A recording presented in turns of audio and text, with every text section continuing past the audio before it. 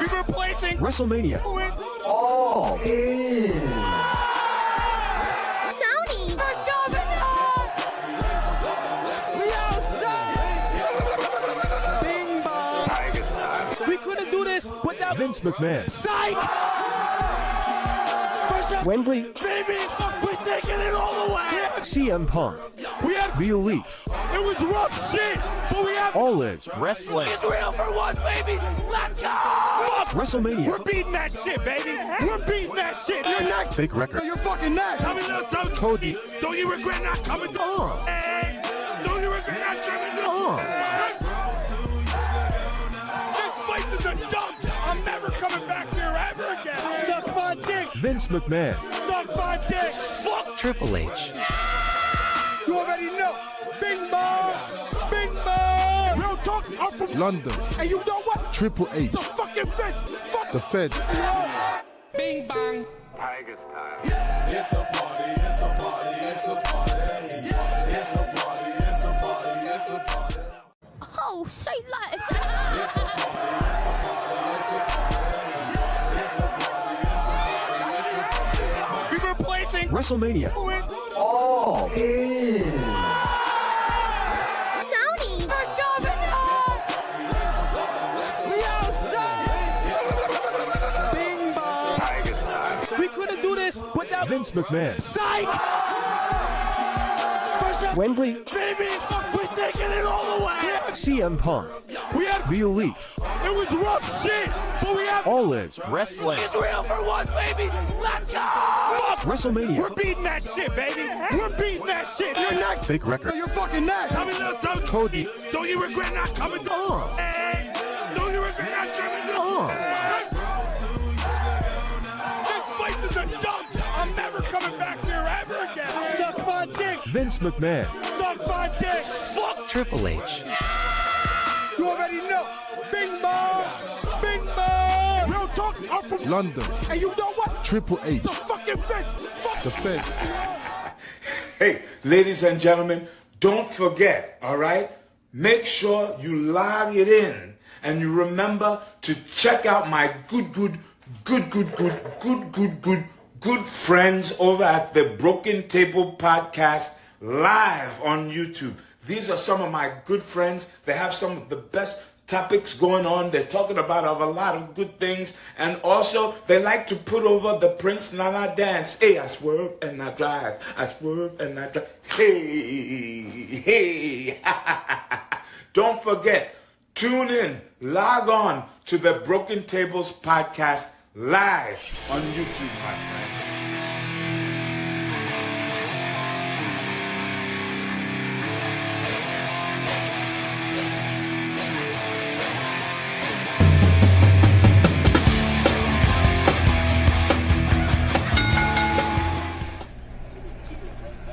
What's going on, guys? Welcome to the Broken Tables Podcast. I'm your host, Jeffrey Vegas, here as always with our co-host King Rome and his I don't even know what to call her, Ash. Oh, she just jumped away. Oh. Wants my food. Wants my dinner. She wants the food. I thought we had a third co-host here tonight, or a second co-host. Just like that. Well, welcome everybody to the Dynamite Watch Party reaction show, I guess. We got Michael Duke in the chat. We got the King of Hueco Mundo. We got Doge, Nat. Welcome, everyone. Ugh, had to take that Saturday off. It didn't look like the greatest collision of all time, you know what I mean? Yeah, it's very sorry. Yeah, how about that AEW TV deal, or at least the rumors that we're hearing so far? I'm hearing talks of $170 million a year for a minimum of 3 years with a 4-year option. That would absolutely be a profitable business. And if you account for inflation, that makes them the most profitable wrestling business of all time, I think somebody was saying. Yeah. Or second. That's wild, man. I think Can't wait to hear what the actual number is, if we even hear it at all. You know, I'm not sure we'll ever actually hear it. especially with them trying to negotiate with what it seems to be other networks. The exclusivity deal has absolutely passed, so Warner no longer has exclusivity with AEW anymore. And I'm interested in what you think about bringing back Dark, Rome. I know a lot of people are talking about it. I'm just going to tell everyone right now, it's not going to happen. Don't get your hopes up. I don't think Okay. Look, like, I mean, we've all talked fondly of Dark in the past. I mean, obviously it has its shortcomings, but a lot of people really like Dark. That being said, I don't think Dark is very, how do we put this, TV quality. Not in terms of, like quality is not the right word, but it's just like, there's, like, Dark is the type of thing, like we talked about, it's like a podcast. If you put on a podcast while you work or while you're, like, hanging out, Dark is great for that. But the problem is that, like, I just don't think that's going to be very, like, that's not what TV networks are looking for. They're looking for engagement. And I just don't think Dark is going to bring the engagement aspect. No, I completely agree, especially, you know, seems like they're going to be pretty aggressive here coming up. And if we go to Fox Sports, you know, that Shockwave show may be what we're going to be getting on Fox Sports. I think it's very likely. Yeah. So we'll see what comes up. And King in the chat says Diddy locked up in New York. And Mike says, looks like life if convicted. Oh, yeah. He is absolutely the next Epstein. Don't get it twisted. That was... Holy shit. He's going away for a long time. And don't be surprised if he disappears like Epstein did, too. We're going to be hashtag Diddy didn't kill himself soon, just like we did with Epstein.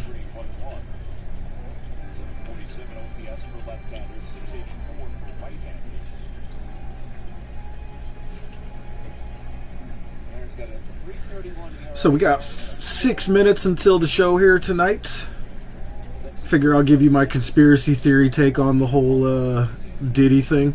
No, you know, he's hanging So, but go ahead. No, I'm listening. Oh, you're good.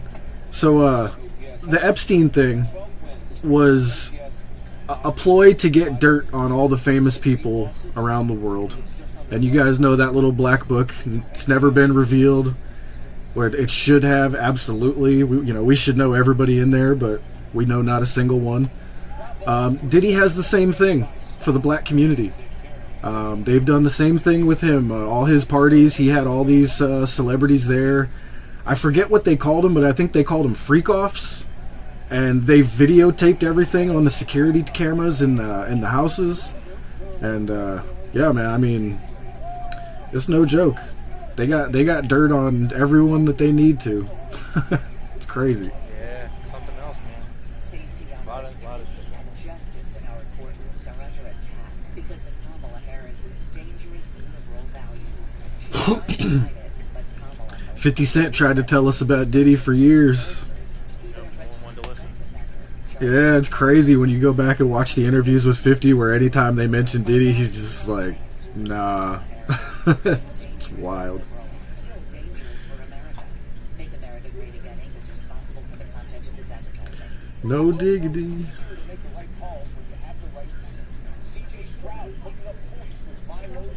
Man, how about the NFL this Sunday? That was a wild Sunday of just crazy games, and like if you were betting on this Sunday, you got screwed. Like I can't imagine anybody did well betting wise this past Sunday. Yeah, a lot of survivor pools got Oh yeah, survivor pools got destroyed. yeah, it's over. It's over. Like how many people picked the Cowboys in that game? You know what I mean? Like, and then they get annihilated by Derek Carr. Yeah, I'm curious to see if the Saints are that good, or if they're just hot right now. I think they might. We might. You know, people need to start worrying about the Saints here. I think so too. For what it's worth. I mean, look at that Dallas defense. Like the names that you can name on that defense, Parsons and I forget that other guy on the defensive line, but like they're no joke, and they destroyed them.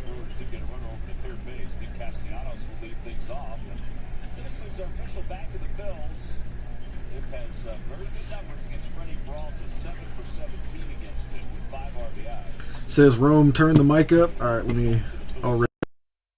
I was having a little trouble hearing him earlier too. It shouldn't be me. None of my settings have changed. Although my Discord's working again randomly. I didn't do anything. Right? It started working. That's how it goes with me for stuff. Here, I just cranked you all the way up, and yeah, you're actually still not even in the yellow, so no worries. Yeah, Nat, I was saying that, and then as I was trying to think of their names, I was like, fuck, I can't think of any of their names. There is a bunch of Dallas defense, though. Like, who's the defensive end that everybody's scared of? I'm just drawing a blank right now.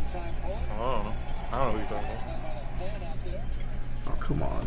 I don't respect the Cowboys. Yeah, but you should at least know their players. I know some of them.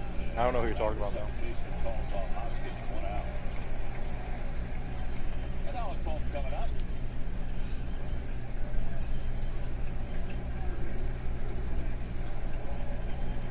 Man, I ain't trying to go to the Cowboys website. That probably has that bookmark. Goes there every day. What? Why? I don't know, you're a Cowboys fan. What? It's the farthest thing from the truth I've ever heard out of your mouth. Oh, shit.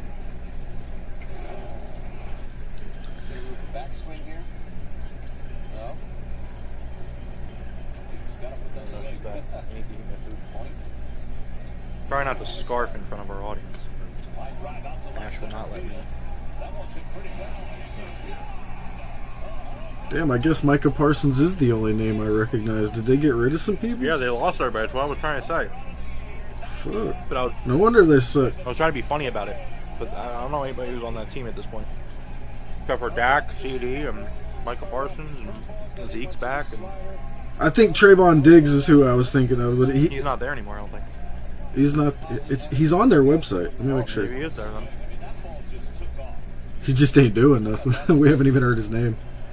Rampage might get canceled, as it should if we move to Fox. You know what I mean? It is going to get canceled. Hey, who just hit that home run?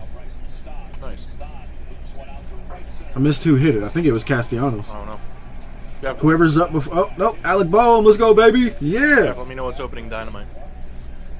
I'm not going to lie. I'm on the last Boss Fox Path Traveler. And I'm gonna stop when something good is on AEW, which I assume will be soon. But if Chris Jericho Orange Cassidy's opening, that would be great for me. I will let you know, sir. DeMarcus Lawrence, that's who I was thinking of as well. Thank you, Is Michael. he still there? Yeah, they're just not doing nothing. They're not, that's why I was forgetting their names. Dang. Haven't heard their names called out. All right, we're starting off with the Blackpool Combat Club, Claudio Mox and Marina Shafir. All right. And my God, Marina Shafir looks incredible with this new angry persona. Even though she was already like that, I like whatever she got going on here. Oh, Diggs had a season-ending ACL injury. Oh no. Yes. Now I feel bad. Kind of. I feel bad for him, not the Cowboys. Yeah, it's okay.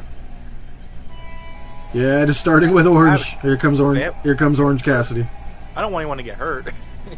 No, exactly. I hate when players get hurt. Hey, somebody in the audience has an Eagles championship belt. Nice. You know those NFL belts that they make? Mm-hmm. They got the Eagles one. That shit was dope. I know. You're like 20 seconds ahead of me, I guess. Still on Darby. There we go. Which, by the way, have you seen that Darby's like really doubling down on the pink? Oh, wait. Yeah. Oh, we're starting with Jared. I'm going back to my game. Yeah, I was just saying Orange is coming No out. offense to Orange Cassidy. I have no interest in Jericho. I'd rather be playing my game. So Nat says he has stats for both games, but on the website it says he has a season ending. I have no idea either, Nat. I'll be honest, I didn't pay attention. I just saw the score and I was like... And then I went straight to Scooter Magruder's... the YouTube page I posted in the sports... Have you seen that guy? He's a comedian that pretends he's the different teams' fans. No, I didn't see that. He does the same thing Tom Grossi does, but he does more of a comedian aspect to it. Tom Grossi has a big podcast he does. Gotcha.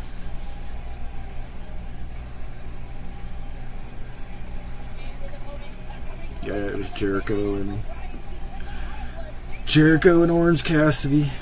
That conglomeration shirt is really cool. I really wish they had saved that design for something that was cooler than the conglomeration.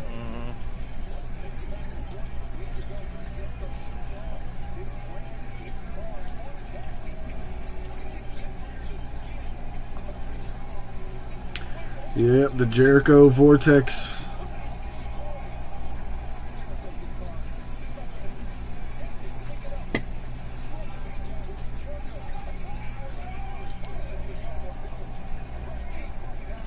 So you're on the final boss of Octopath Traveler 2? 1, okay. Is there a 2? There is a 2. It's phenomenal. I think you did a review on it recently, didn't you? I think that was... I remember that. Review it. Yeah, that was back when you were producing the show stuff. Yep, that's why I remember that. The Steelers stand alone in the AFC North. Yes, they do, Nat. Yes, they do. The jacket is sweet, though. I mean, Jericho's jacket's always pretty not even sweet. scored a touchdown yet. Come on, Nat. Come on. Look, all right, I don't want to take it from you. That's great. That's wonderful. They haven't scored a touchdown. Hey, George Pickens scored me 14 points in fantasy, and I was like, they didn't score a touchdown. How did this happen? I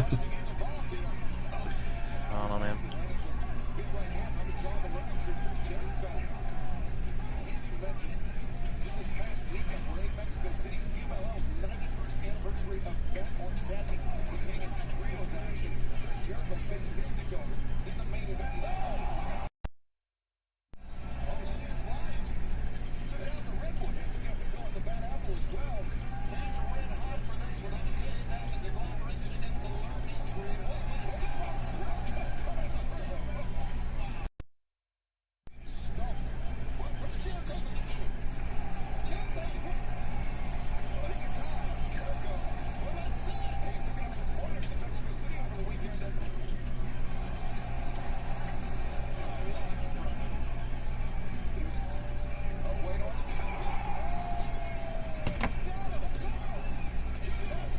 Darnell Washington. Oh, yeah, we did score one, or you guys did score one, huh, Nat? Darnell, only TD. Aubrey looking good, as always. Actually, sometimes I hate her hairstyle. She does look good tonight.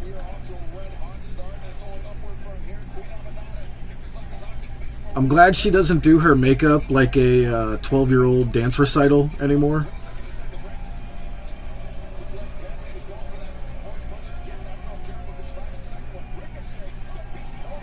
Oh, nice tope by Orange. Orange Cassidy's kicking Jericho's ass if it makes it any better, Rome. It doesn't, because that means Jericho's probably going to win. It does, doesn't it? Fuck. Jericho's matches are very stereotypical. Yeah. Beat me up and then I'm going to win. Or the other way around. Kind of crazy, bro.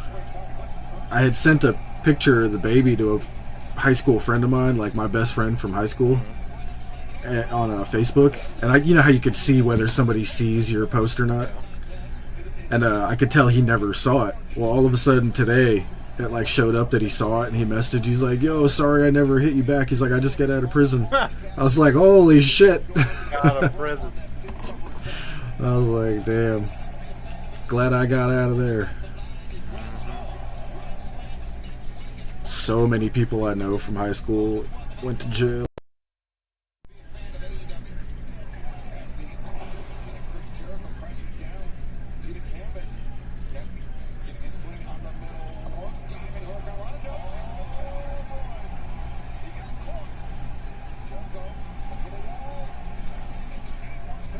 Jericho's got him in the walls of Jericho. Or is that the Lion Tamer? I can never tell. Because they are different, right? Not really. I mean, yeah, I guess the Lion Tamer is more of a standing one.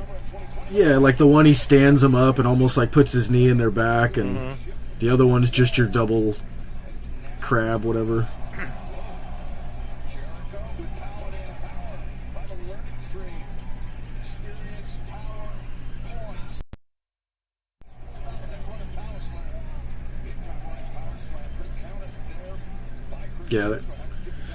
How you doing tonight, Hogle?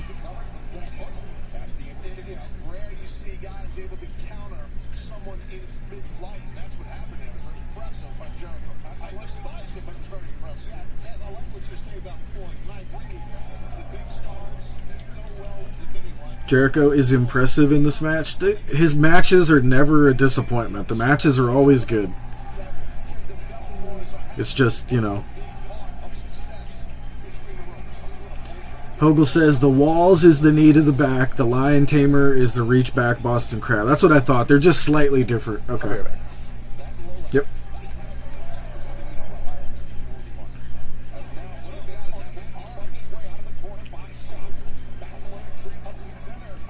What do you guys think about the possibility of AEW on Fox?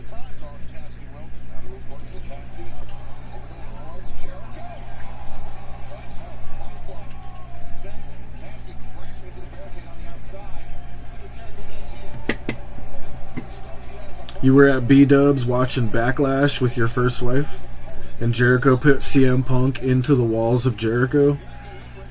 That's funny, Hogle, because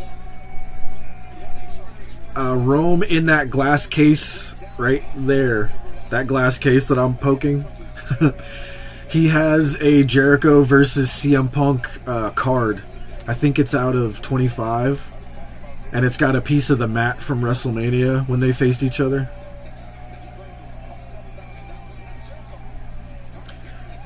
Hey, Jericho's doing his camera thing for the first time in like 4 years. That was cool. Jericho grabbed the camera from the cameraman, and he started filming Cassidy while he was kicking him in the face. That was actually pretty cool.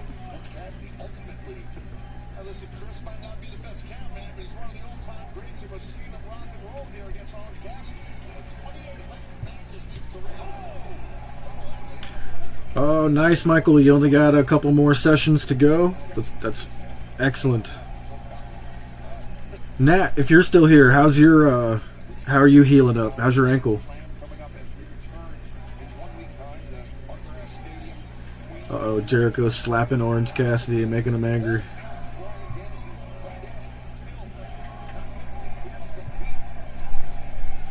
I don't know if it's my TV or if Orange Cassidy went to Trump's spray tan place, but Orange Cassidy looks orange on my screen. It's actually kind of funny.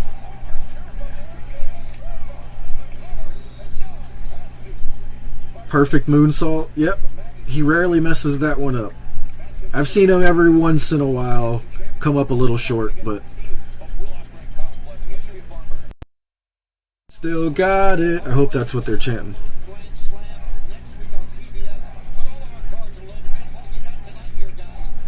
It does not count if AEW goes to FS1 and not Fox itself. So what I'm thinking, Hogle, is you got to understand that on Friday nights, Fox has already signed a contract with college football. They're going to be airing a college football game. So what I'm thinking is during college season, we're going to be on FS1. And then outside of college season, we might get moved over to regular Fox. But I'm just hoping for FS1 at this point. If we get to the actual major Fox, I'll lose my mind. That'd be even better than what I'm expecting.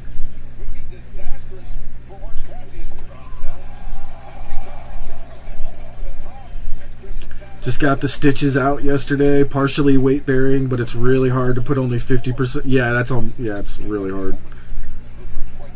You essentially have to or crutches. And are you still using the little wheelie thing, or do you have the little wheelie thing?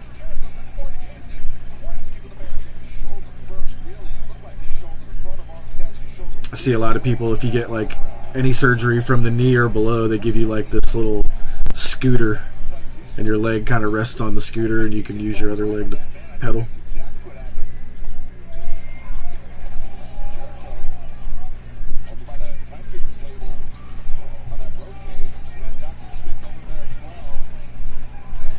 Ooh, are we going to get a table spot here?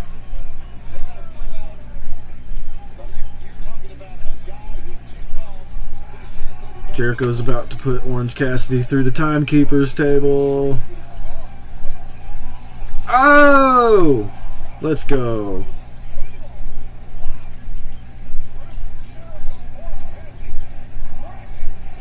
Yeah, King, I like that too. So, Rome, for the camera shot for this, you could totally see the timekeeper's table, and you see everybody just like stood up and grabbed all their shit and moved. Yeah. Normally they wouldn't show like the people sitting at the table get up and move away, but they like purposely showed it here. I like it. It looked good. King said the same thing in chat. Very nice. I said crutches first, Michael. That was the first thing I said. Well, after limp. Yeah, the knee walker, I think that's what I was talking about. And you already had crutches.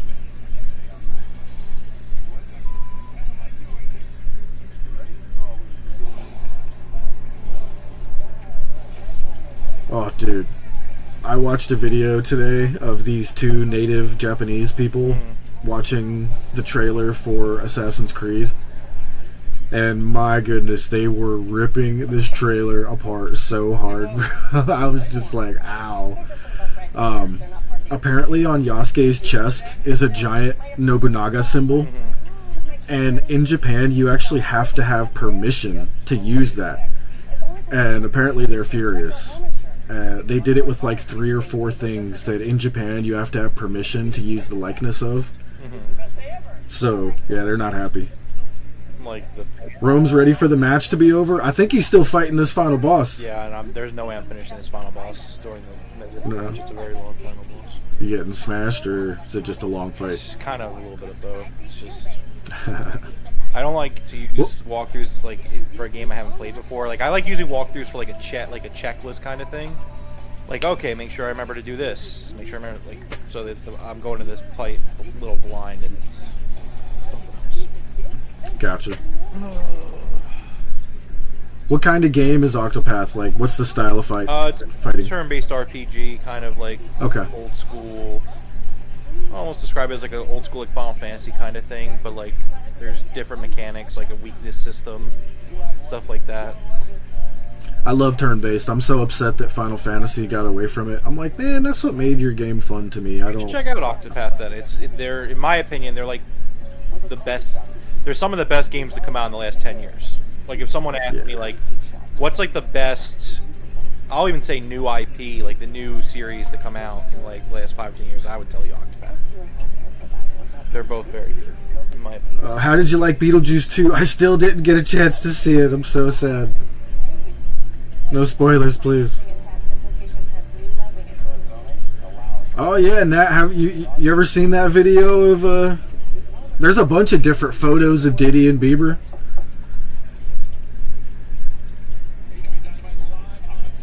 You can choose to play turn-based for the Final Fantasy VII Remake? Really? You can kind of, yeah. Like, yeah, it's. I was gonna say I did not know that. Yeah, there is like an option, but it's not like really like turn-based.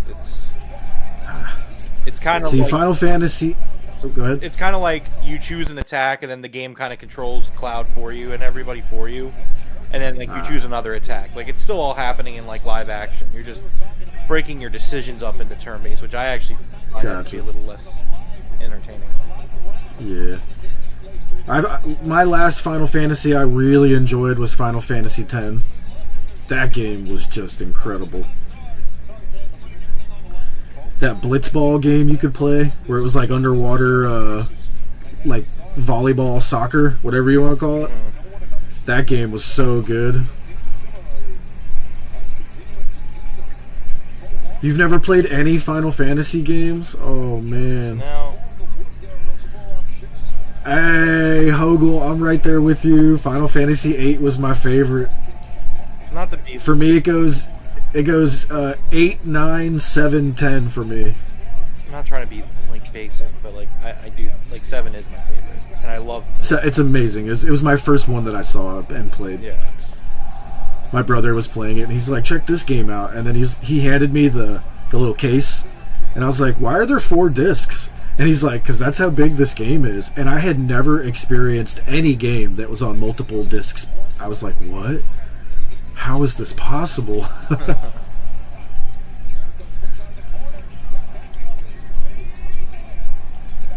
But I absolutely loved 8. Because for me, I think 8 had like the funnest type of a story. Yeah. You were kind of like a police officer type dude. Dustin goes 8, 7, 10, 9. Oof. Okay. Mine was 8, 7, 9, 10. Yeah. 9 and 10, I could probably flip back and forth depending on my mood. The only PC games you had were Oregon Trail. Oregon Trail was so dope. Did they ever make like an updated version of that? That'd be sweet. I think they actually did recently. I didn't play it. I think they did. I feel like they did.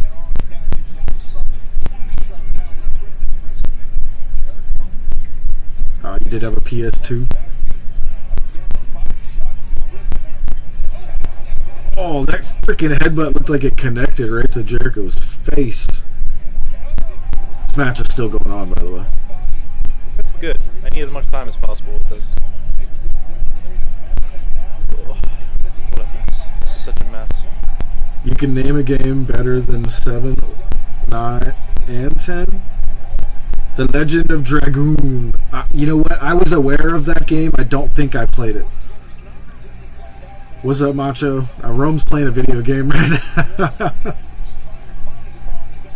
I'll switch back over. He said, let me know when it's over.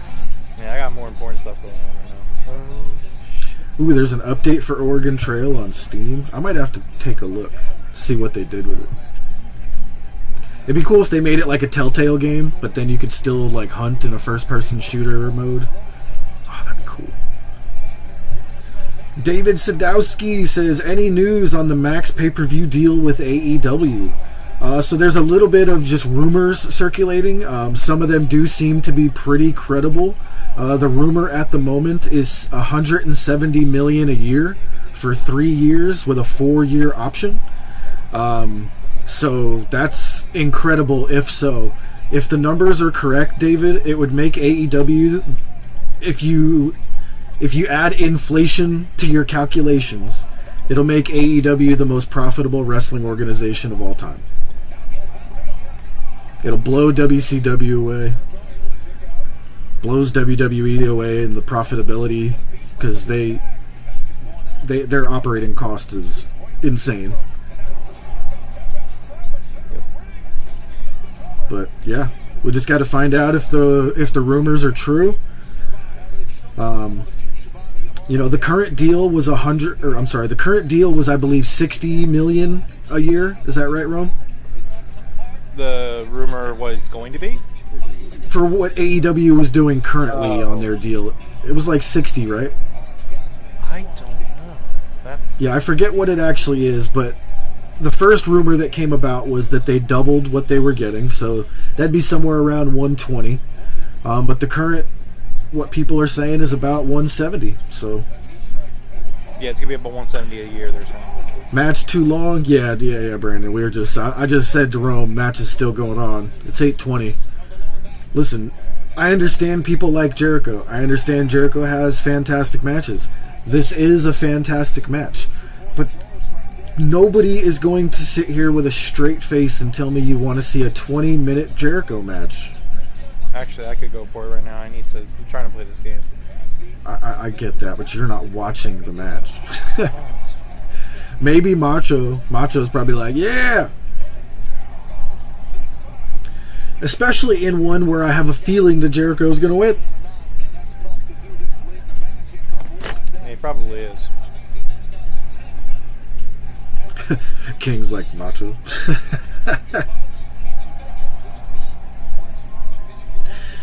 Oh, that was good.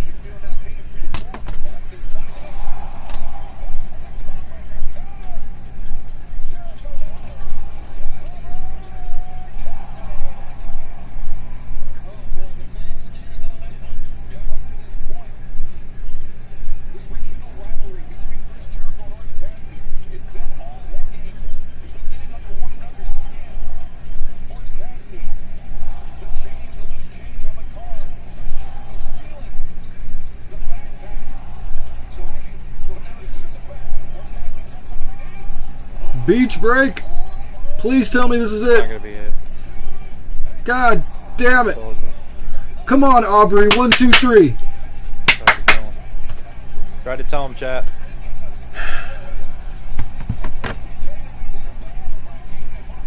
Brian Keith, get out of here. Oh, God. It's Mark Briscoe to the rescue. Sounds wonderful. Oh, Orange Cassidy cheating for the win. Wait, really? Let's go. Surprising. So Jericho had a fist pack. Cassidy kicked him in the gut, made Jericho drop it. Orange Cassidy caught it in midair and fucking knocked Jericho's block off with a orange punch. 1, 2, 3. Aubrey always wearing too much makeup? I thought she wasn't. I just said I'm glad she wasn't dressed like a 12-year-old dance recital girl. Hold on, let me see here, Hogle. Let me see. Now they're purposely keeping her, you know, off screen as much. Yeah, they're not focusing on her anymore. I like it. Like, she used to have crazy makeup, Hogle. It's very true. Let me know what's next, because I'm actually, like, I'm doing really good. Oh, yeah, you're good. You're good. It's one of those crazy Yeah, look. Fight God 2-parters, and I'm almost on the first part. So. Was that for the FTW championship? No. What do you mean? Hook? He lost that to Hook, bro. Hook's the FTW champion. You alright? You alright, Dustin? Paying attention? You might have. Did you miss the pay-per-view? Yeah. No, you didn't miss the pape. He was here for the pape. Yeah, you were here. He was drunk, wasn't he? Yeah, he was drunk. Were you drunk, Hogle? He was drunk. I'm not drunk. You're drunk. We got a pretty good promo going on here from the Trios champions, or two of them anyway. Which one? Well, duh, that's Blackpool Combat Club. Yeah. You should get back. You should have given me a heads up on that. He's like, I forgot. All right, let's see what's going on.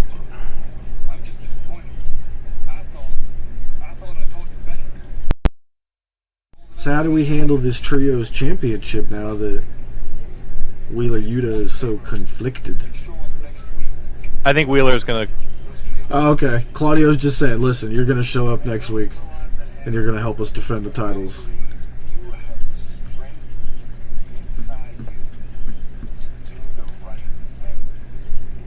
It's your choice. Free to leave. We're not trapped.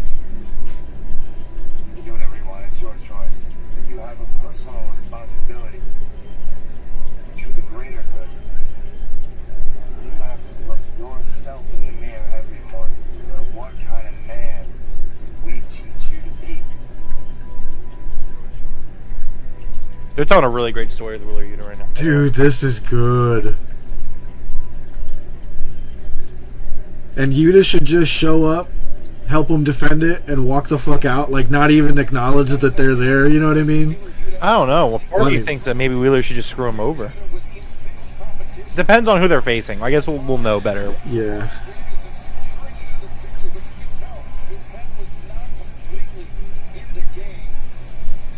Or Wheeler shows up like a man, does his part, and then gets beat down by them.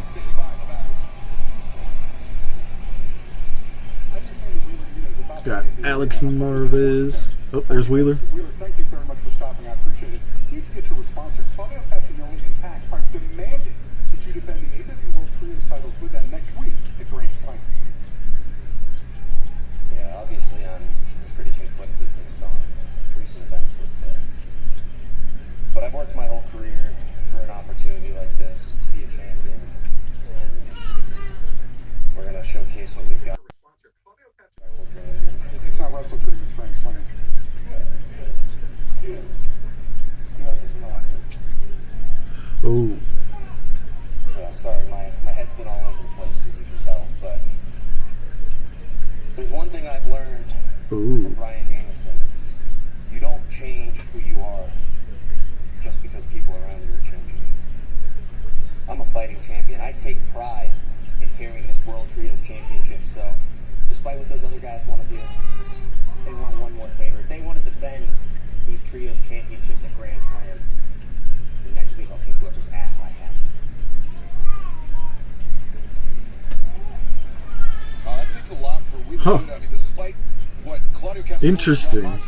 did to Bryan Danielson to commit to defending the Trios titles next week at Grand Slam. Especially his mind's not clear, Taz, and if you're in the title match,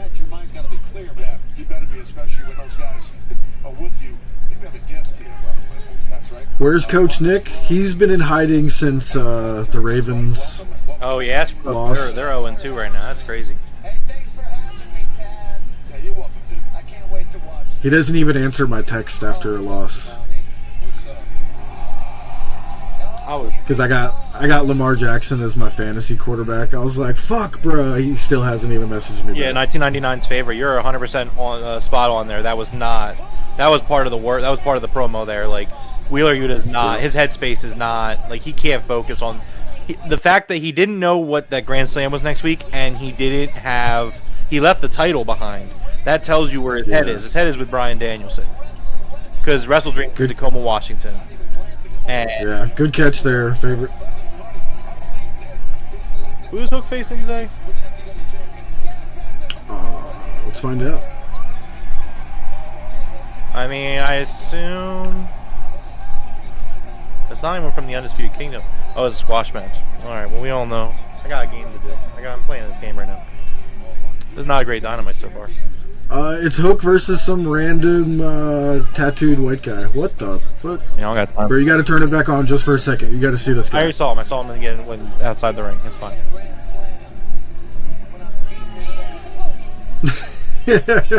This guy looks funny. He's got the Undertaker symbol tattooed on his bicep. What a mark. Isn't that it? That's the Undertaker's logo, right? Probably.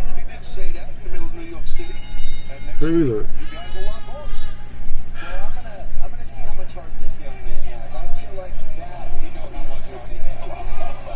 Yeah, but Hogle, look at this guy. He looks. It doesn't fit him.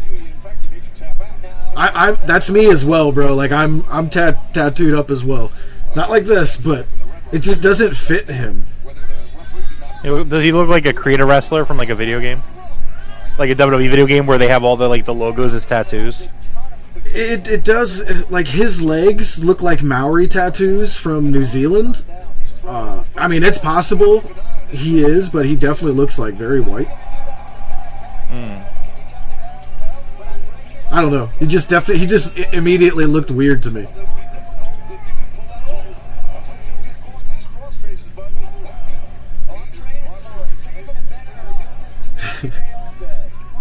He's wrestling my friend Rob.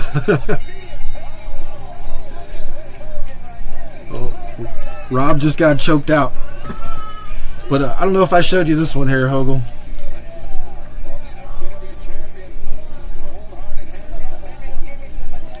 I got that. I got Pokemon all over the place. So like me, I look like a nerd, and I have like nerd tattoos. I got like Pokemon and Superman and the Joker. You know what I mean?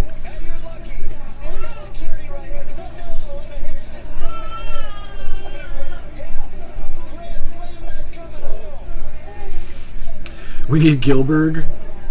Did we ever have Gilbert? I feel like we did for some reason.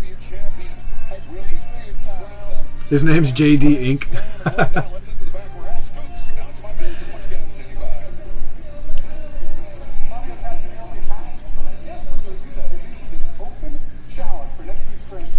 I gotta get up some new glasses soon. I might do Alex Marvez's style. It was pretty cool.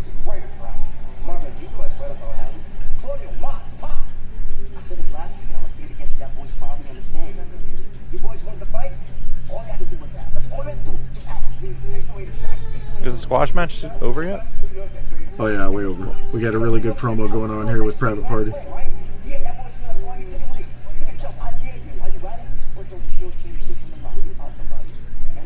Where'd this Isaiah come from? Coach Nick sighting. Hey, there's Coach. He's come out of the darkness.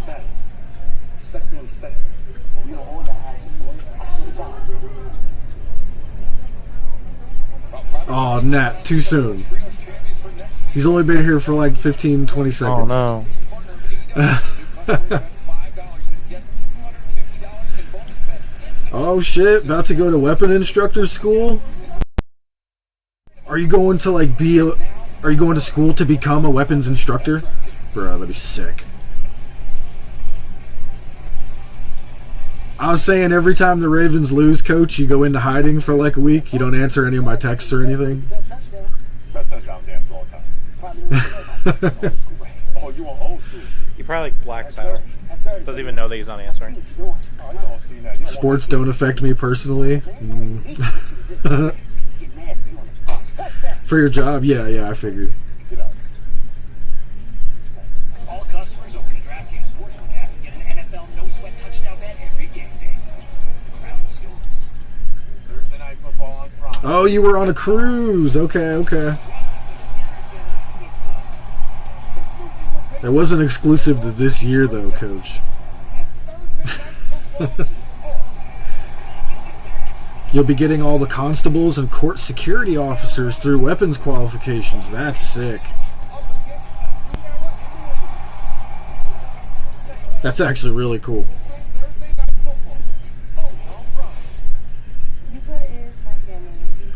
Ah, okay, Coach. Fair enough. One's coming up in October and November. I wonder what their qualification is. Is it the same as the CCW qualification? Like 3, 5, and 7 yards, two-handed, one-handed, left-handed. You're the favorite hand. So we decided if anything happened to us, we want you to take the kids. Oh, you guys. Doesn't count. This is going to be the fuzzies. But what you need is a will. Trust in a will makes Nah. $199. Like, sports don't affect me because my expectations are set extremely low. 40 out of 50 on target, regular, light, low light. Oh, okay. I've never practiced in low light. Wow, okay. 25 to 3. Oof. If anything's 25 yards away from me, I'm not shooting at it. I'm running.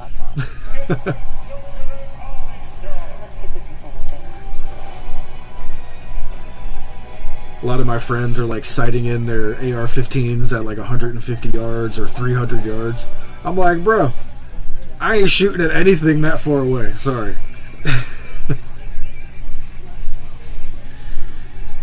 Mag changes, the injured arm stuff. Okay, you guys are going like legit. Okay, that's like combat. All right, that is much more than the CCW test. Dude, Mother Wayne looks like a member of the Addams family back there. Looks like Morticia dyed her hair blonde. That's crazy. You hit stuff at... I can hit stuff at 300. Don't get me wrong. I can hit 300, no problem. It's just, I sight my red dot for 50. Because as a civilian, I would never shoot at anything farther away than 50 yards. No way. Maybe if I'm hunting a deer or something, but I'm pulling out the 300 blackout for that one. AEW needs the max deal to survive. I mean, I think the deal's already there. I can't wait to hear what it actually is. I disagree with that. I don't think the AEW pay-per-views need to be on max to survive at all. They're about to make $170 million on TV rights alone, presumably. Yeah. And then their business is still generating revenue. They don't need their pay-per-views to be on max. It would be great for us consumers, but they don't need it to be on max to survive.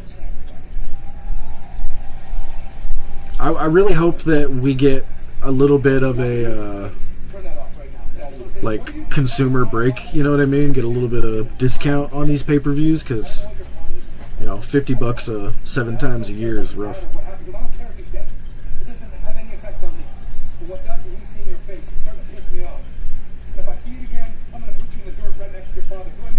Whoa. Christian just punked the shit out of Kip Sabian.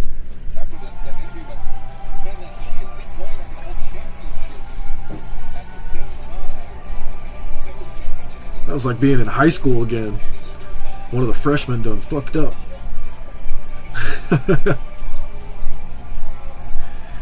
They're up to 10 pay-per-views now? No, wrong. What are we up to now in pay-per-views in the year? I think like 7, 8. I was gonna say 7. I thought it was 7 too, but It's like 8 or 9. It could be 8 or 9. You might be right. Oh, Serena Deeb.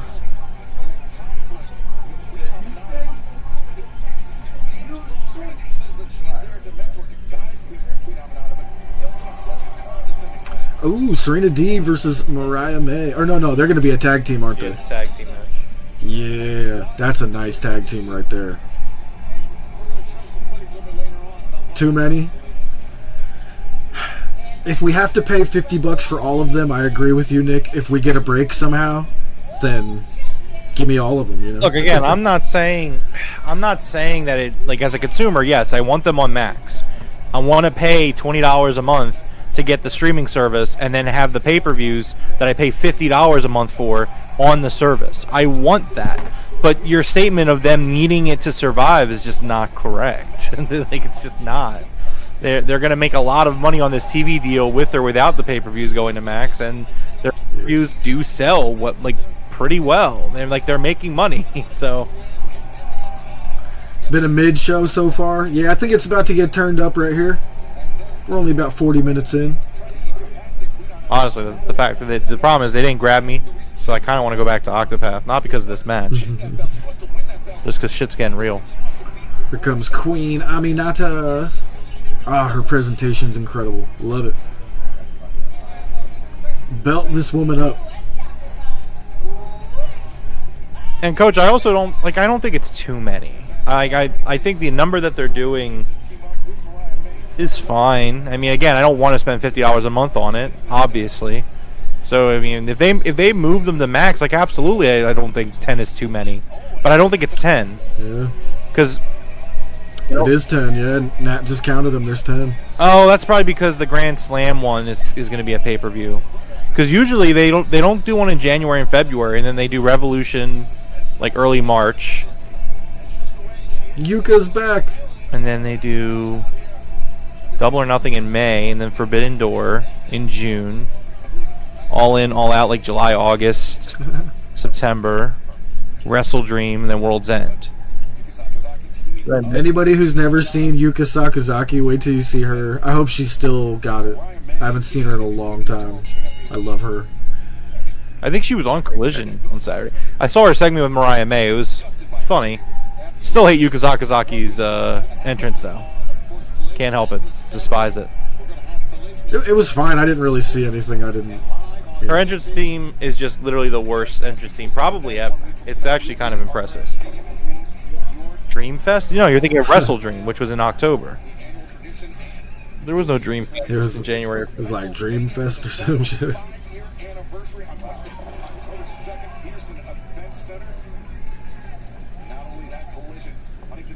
April had Dynasty. That's right, Dynasty. Thank you. Right, but isn't that still 9? Yo, what was the character in Final Fantasy that looked exactly like Yuka Sakazaki here? Was it Tifa? No, Tifa's from 7, but she doesn't look like Yuka Sakazaki. No, yeah, you're right. Tifa was the one with the red outfit with the long black hair. Yeah, Tifa Lockhart, yeah. Was this Yuffie or something? I wonder. I know who you're talking about, but I don't know the name. Hogel, you know what are you watching? Yuka looks like an old Final Fantasy character. I can't think of the one from 10, right? Isn't it Yuka? It might be Yuka. I think it actually might be Yuka. Which would be hilarious. That would be crazy if that's where her whole gimmick comes from.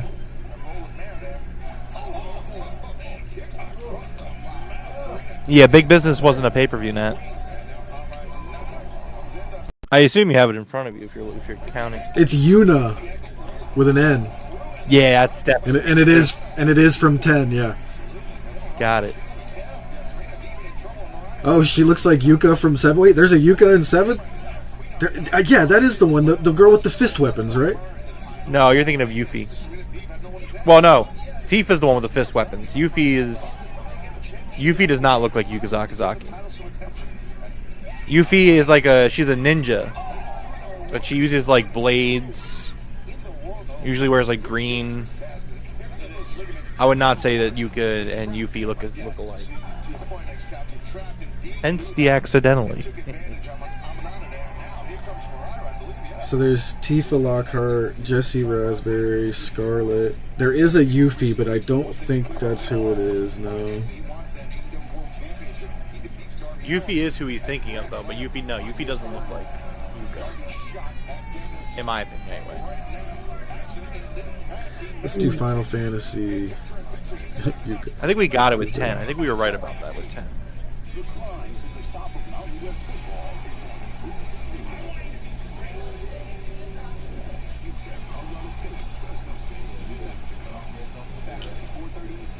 You miss Mina? Yeah, I think she's on Ring of Honor. She's good. She's coming back. She's coming back to the story. Ryan May actually might turn on Mina when Mina gets back. She might. I think it's a real possibility. That'd be weird if Mina was on Mariah's side and then she switches over to Tony Storm's side, maybe. Ooh, what's this new Lego movie? Snoop Dogg. What? Piece by Piece by Pharrell Williams. That looks dope. Did you hear what Pharrell Williams said today? No, what are you saying? This is the same shit that I've been saying. He's like, I am so sick of hearing all these celebrities tell us who to vote for. He's like, do your own research and vote for who you want to vote for. Yeah. They were like trying to get him to endorse someone, and he's like, dude, he's like, I'm so sick of hearing celebrities tell you what to do. I was like, yes, thank you. I was like, I don't want to hear it anymore either.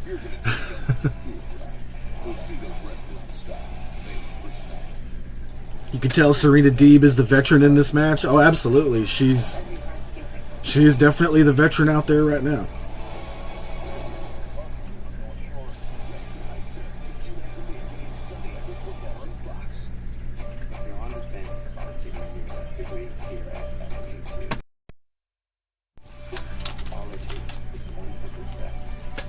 Yuka Sakazaki, Yuka Sakazaki, Yuka Sakazaki.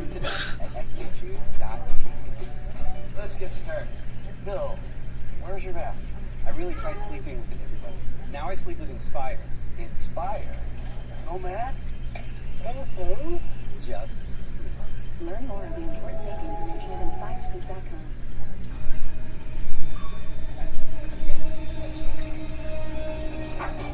Cleaning your dog's teeth can be hard.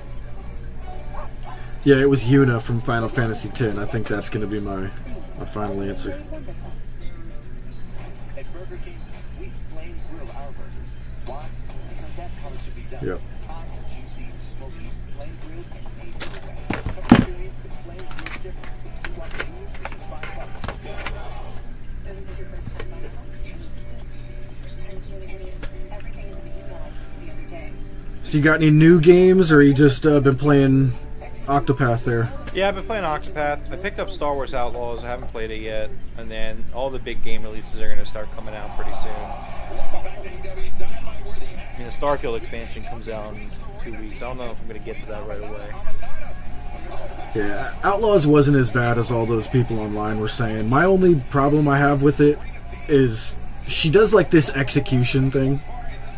And she literally just punches you in the head from behind. And she does it on Stormtrooper helmets, and they just die. Yeah. And I'm like, that would do nothing. It's a freaking teenage girl punching a Stormtrooper helmet in the head. They'd be like, what just hit me in the head? That's the only problem I have. My thing is like, number one, I think people, I don't want to put this, it doesn't help that it's Star Wars, because I've said it before, and I really do think that, like, nobody hates Star Wars more than a Star Wars fan. Because, like, look, like, at the end of the day, like, whatever you perceive Star Wars as, the moment that they do something that's not that, you, like, not you, but, like, Star Wars fans fucking hate it, which, admittedly, you as well, which is fine. Like, you're entitled to dislike whatever you Yeah. But it's just like... I'm one of them. Right. But it's just like... Yo, the suplexes are dope. Like, I think that's such a weird thing to get, like, people to get upset about, like, a little animation in this whole game. Like, you know what I mean? It's just like, I get it. Like, I totally get it. But, like, also at the same time, it's kind of established that Stormtrooper armor is very weak and brittle. Very cheap. Like, anyone getting upset, like, this armor should be able to... Like, no, like, in the lore... Like, trust me, like, I've been playing the games since I was a kid. I've been doing all of it. Like, I don't remember what game or what movie or where it was, but, like, it was established that the Empire is very stingy on their Stormtrooper armor budget. Like the Stormtrooper armor is not good armor. Like it's just uniform. See, I was always thinking the opposite. Let me see something here. There was definitely a thing somewhere. I don't know where, but I remember it being like, like Stormtrooper armor is very weak. Like it's not very strong. I swear that was in something. So, like in the lore, they supposedly have protection from bullets. So it's impossible to penetrate with a slug thrower unless the bullet is abnormally large, armor piercing, or hits the visor lenses dead on. They have built-in filtration systems that extract breathable air from polluted environments. That I knew. Yes. So, like, let's say if it's supposed to, if it can defend against a bullet, I just would imagine a teenage girl punching you in the head's not gonna kill you either. It was just a little small thing. Like I said, the game's much better than everybody was saying it was, for sure. And that was just the only thing that bothered me. I was like, man. Oh, Mariah May with the belt to Yuka. Why? Why? What do you mean? But why Yuka? Because they're about the feud. I'm not gonna lie. I hope Queen Aminata is the one that takes the belt from Mercedes. Mm-hmm. Maybe. We'll see. Start building Queen Aminata up. Give her a couple of lackeys that are like following the queen. You know what I mean? We've heard from Mariah May saying she wants Mina Shirakawa. Well, coincidentally, Mina Shirakawa has had this to say to Mariah's request.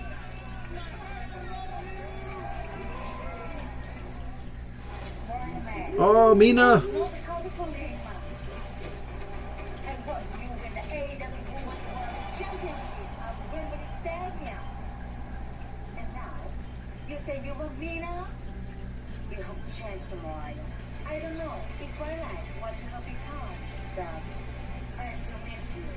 We have so many good times together, and we can have even more in my heart. I want Mariah. So, you want to celebrate? Do you really want Mina? Does AEW really want Mina? Yes, we want Mina. Get ready. Because Mina is coming.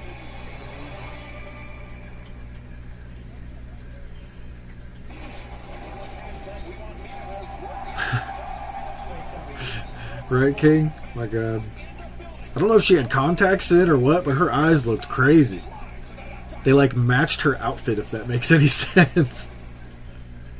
I'm Jimmy Dean, and only one thing could make a morning like this any nicer. A hearty, hefty, good tasting breakfast. Eggs, bacon, sausage, cheese, potatoes. Oh, now I'm hungry. Got Jimmy Dean with like eggs and bacon and sausage. Give me. You gotta check this out. Oh, dude, I watch a lot of those like travel videos where people go to like Korea and get the street food, and they like film them making all the crazy little food items. Yeah. And one of the things I keep seeing is on a flat top, they do scrambled eggs, but they pour it across the flat top really fast, and it cooks almost instantly. And you could just roll it up into like a roll, Right. and it's like an omelet that's just rolled up. So I have the Blackstone outside, the flat top Blackstone grill. Right. It's poured across the grill really fast, and then I hit it with a big handful of cheese and salt and pepper, and then I rolled it up. It was like this rolled omelet, and it was one of the greatest omelets I've ever had. I couldn't believe it. That's what's up. I was like, man, I'm doing this from now on.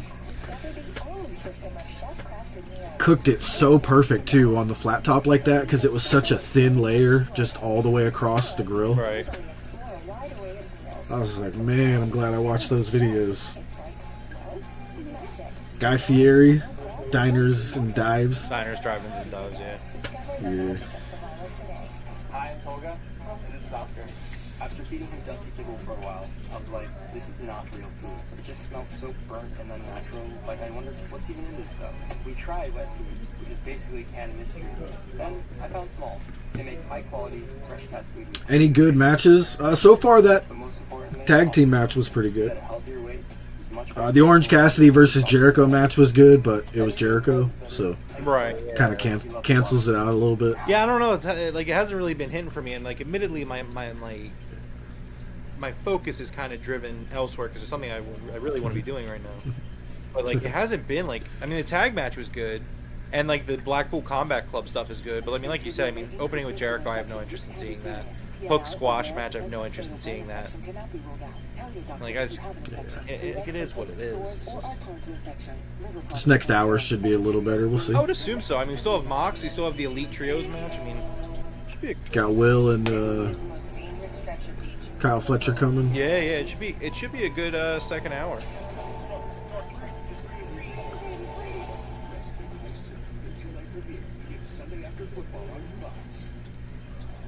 Welcome to AutoZone. What are you working on today? My car's starting kind of slow. Let's see. Coach, you played any Warzone 7, whatever we're on now? What is it? Warzone 3? Well, the new stuff doesn't come out till October 26th. Or you talking I about know. the season update? Yeah. I can't believe they're coming out with the new game without a new map. Well, I guess they do have that Nuketown map, but that. Yeah. Still have an hour left. We still have an hour and 8 minutes, actually. That probably because this show's been going on for so long. It is kind of crazy. It's been a pretty slow hour, all things considered. This one's definitely moving slow.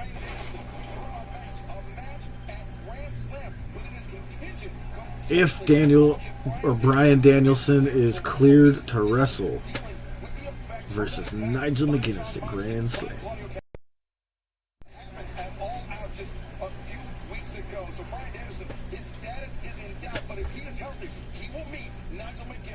one-on-one at Grand Slam. And there's no guarantee that Bryan Danielson can even show up for that match at Grand Slam. What fans that know that?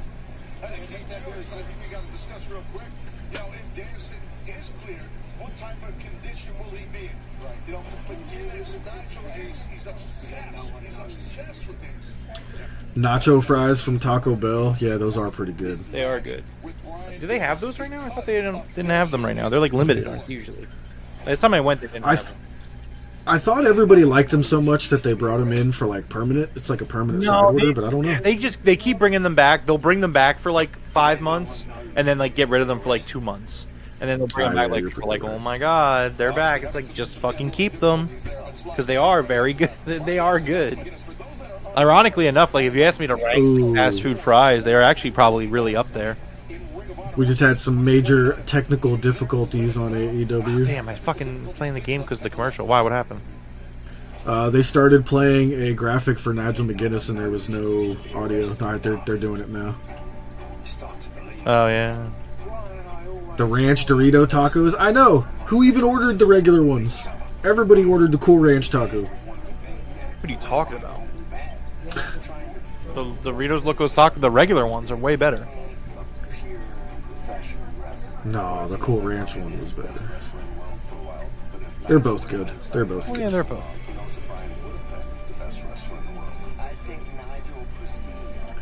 I'm not gonna lie, I never heard of Nigel McGuinness before he came to AEW. It was a big deal in Ring of Honor. I'll tell you that much.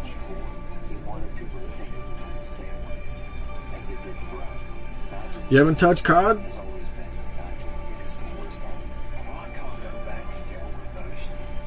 I was gonna say, we played like a couple of games that one day and then we were like, this is terrible.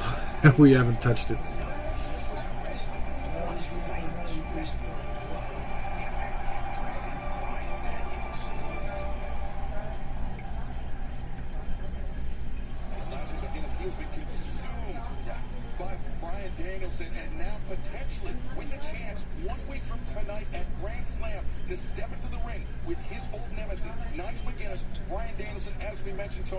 Contingent on whether Bryan Danielson is cleared to compete. Absolutely, and Nigel says it's because that Bryan is scared of him. That is not the break.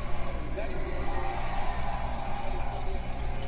another match we know about at Grand Slam is Jon Moxley and Darby Allin. For Darby Allin's shot at the AEW. Oh, here comes Moxley. Ooh, he's got an awesome opening video package. I'm sure we've seen it before. He's like carving his logo into the bar. Death Rider, that shit looks cool. Yeah, it's his New Japan entrance.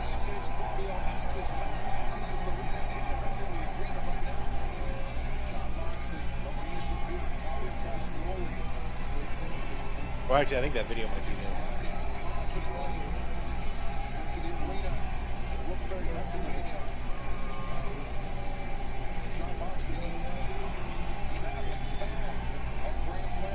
new. You just been on college football. Good, good, good.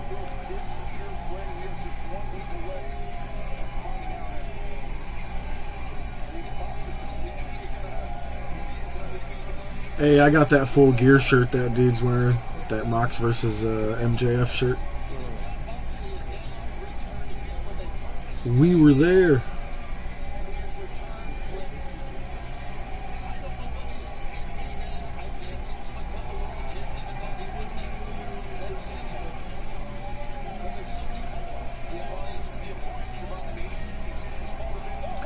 Oh shit.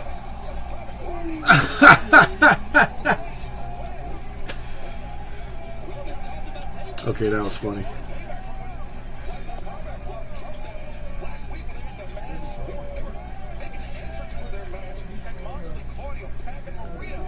Isaiah attacked John Moxley, ignored him, and Marina Shafir beat his ass. That was funny.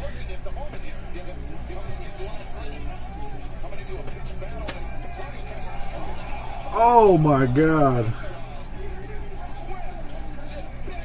Claudio just killed Mark Quinn like Bane, breaking Batman's back over his knee. Yeah,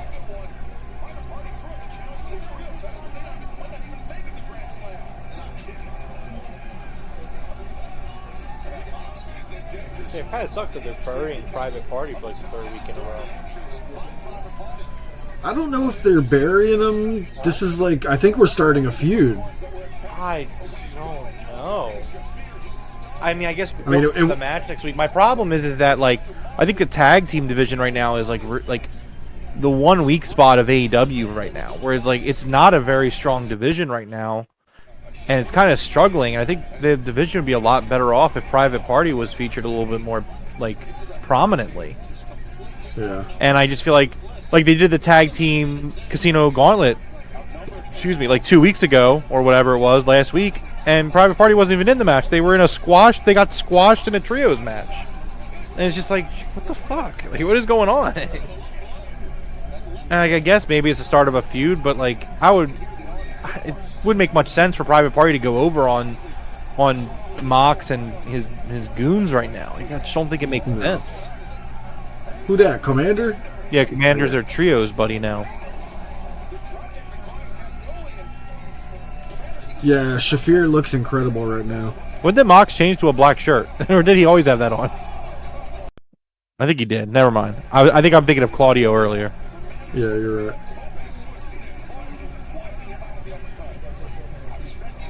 They better not no-sell Commander. I'm going to be really upset.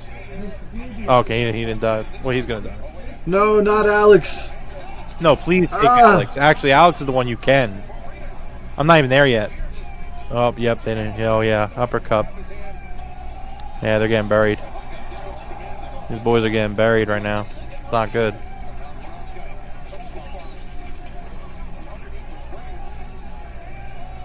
Oh, no.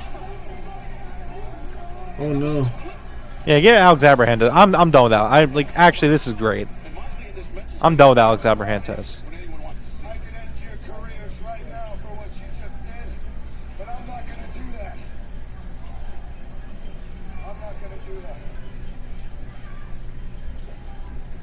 That's a hammer. Since the beginning, Private Party. 5 years. And you guys are in the exact same spot you were 5 years ago. Why is that? Yeah, as soon as they join the Hardys. A little bit of what you've been missing. I'm going to give you some friction. I'm going to give you a little bit of resistance. I'm going to give you an obstacle to overcome. Consider this a gift. Oh! Okay.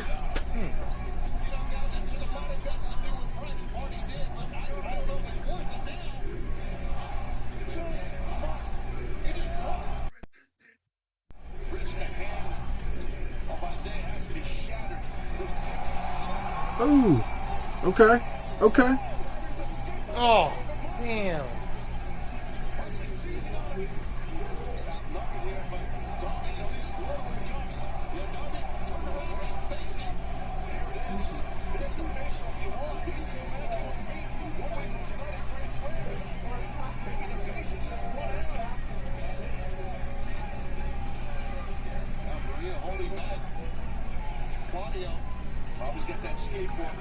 Ooh. I'm loving this Marina Shafir.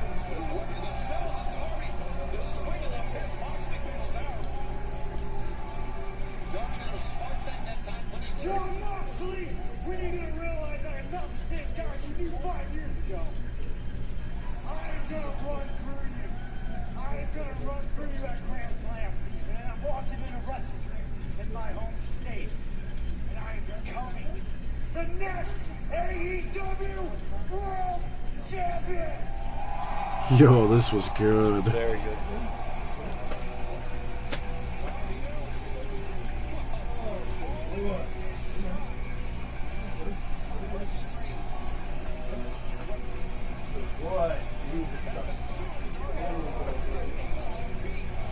Yeah, King, Darby has a shot at the championship anytime he wants. But he's putting that on the line against Moxley. So if Moxley wins, he gets Darby's shot.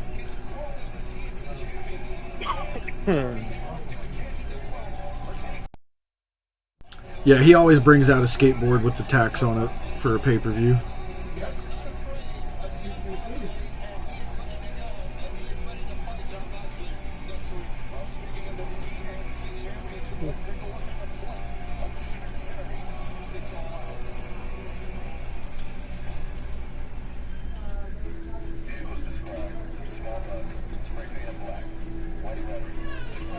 Oh shit.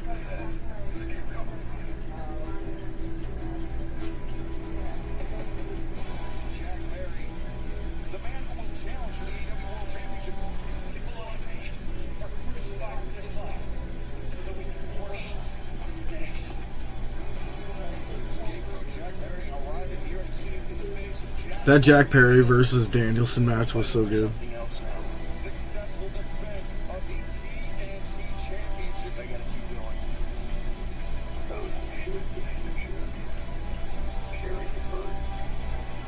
I feel like this was a Tiger style video. Right? I mean, a lot of them are. You can tell. You know what? You're probably right. I bet you that is what this is. You're right. Keep in mind, he works for the company now. He does these video packages all the time. If you follow him on Twitter, he posts a lot of them actually there as well. It's my time. The future is mine. People who don't like me are the people who can't handle the truth. Attention all post crews in the front. Be on the lookout for a suspicious vehicle. Jack Perry remains the TNT champion. All right.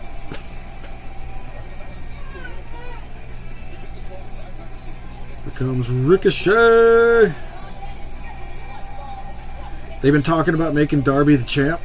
They have, like, world champ. Yeah, there was talk about it.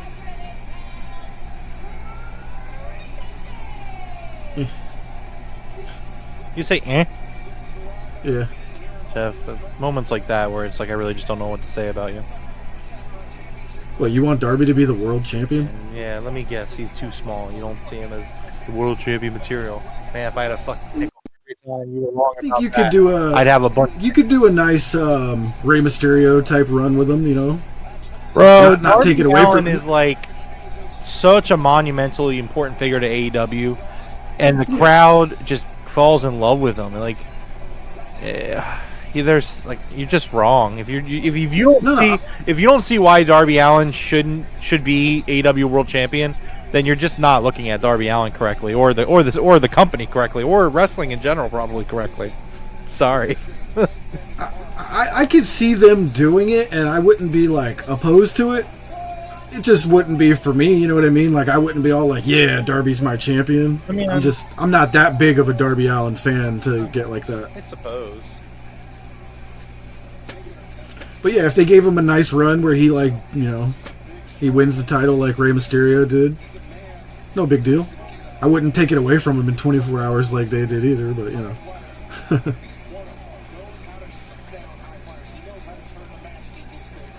Holy shit, Ricochet versus Beast Mortos, my god.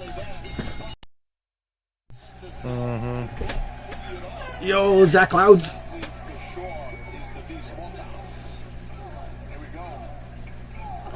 Really? CM Punk drove up in a car like Jack? That's funny. Smart strategy. Coming out of the gates hot, trying to pressure.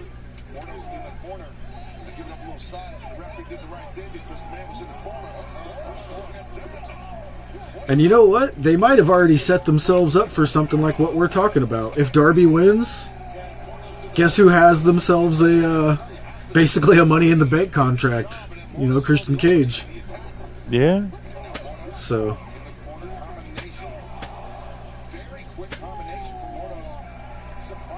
Oof, look at that trios match coming up tonight. Ospreay, Konosuke Takeshita, and Kyle Fletcher versus the Elite. Oof. Whoa!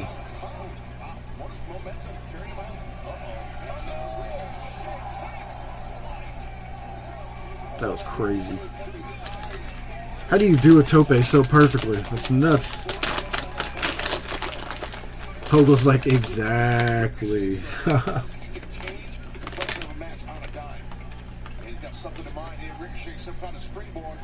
don't know. I think Darby could definitely hold the title for a decent amount of time. I'm not saying it's going to be like the longest reigning or even like second or third longest reigning, but I can see Darby holding on to it for a couple months.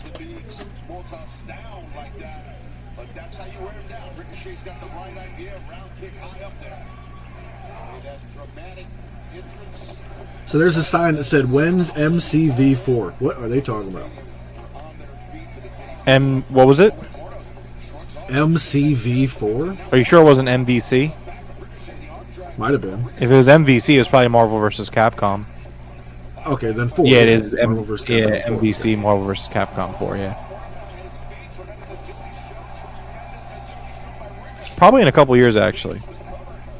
Man, I remember the original arcade version of that game.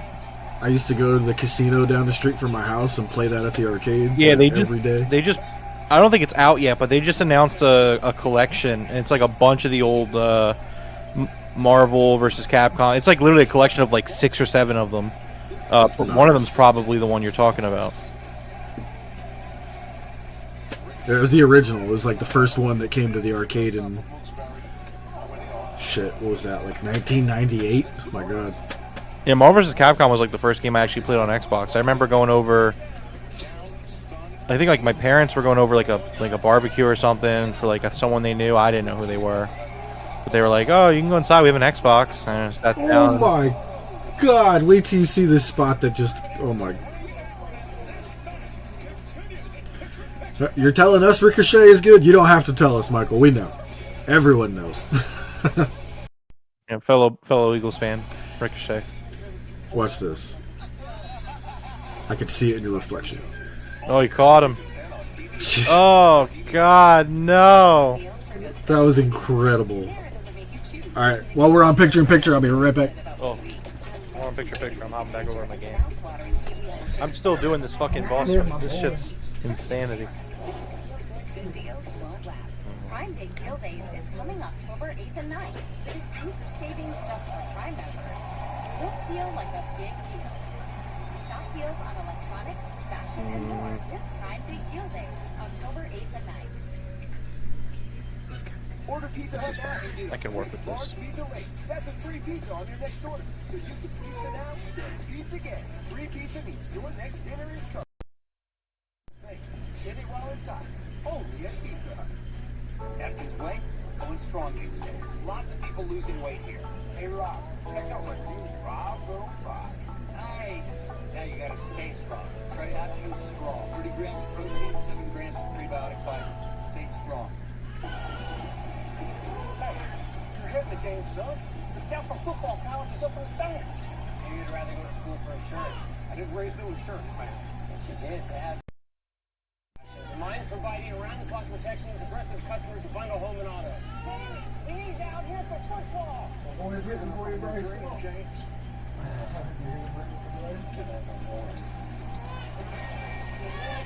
Okay, wait. You're not going to Joyride with patience. I think the reason that, and I'm not, this isn't me defending it, by the way. I think the reason that they have kind of strayed away from the win-loss records and all that stuff is because it's harder to book the best match possible. And this is just another side of it, playing devil's advocate here completely. But I think maybe they look at it as like, well, you're kind of pigeon-tying what you can book. And maybe they would rather just focus on booking the better cards and booking the better, title matches and the better feuds and storylines. And I mean, I get it. Obviously, I have a well-known past on the show, speaking very highly about how much when AEW first started, I loved how important the winner's purse was. It's like, hey, if you win the match, you're taking home extra money at the pay window. Fucking love that. Same thing with win-loss records and all that stuff, right? I'm not defending that they don't do it as much. I'm just saying that I'm speculating that that's probably the justification of the trade-off of why they don't do it. Because you could also argue that back in the day, the titles they weren't very prestigious because AEW just started. They can't be like, this is so prestigious, the AEW World Championship, and it's a year old. It's like, well, it's not prestigious. It's just your top title. But now you're 5 years in, you're building up a little bit of a history. And it's just like, hey, look at all these guys that have held the title. The GOATs have been the AEW World Champion. Yo, so this is in Wilkes Bar. Yeah. Is this closer to us or is this closer to Nat? It's closer to us. Oh, okay. Wilkes Bar's not far from us? No, it's not too far.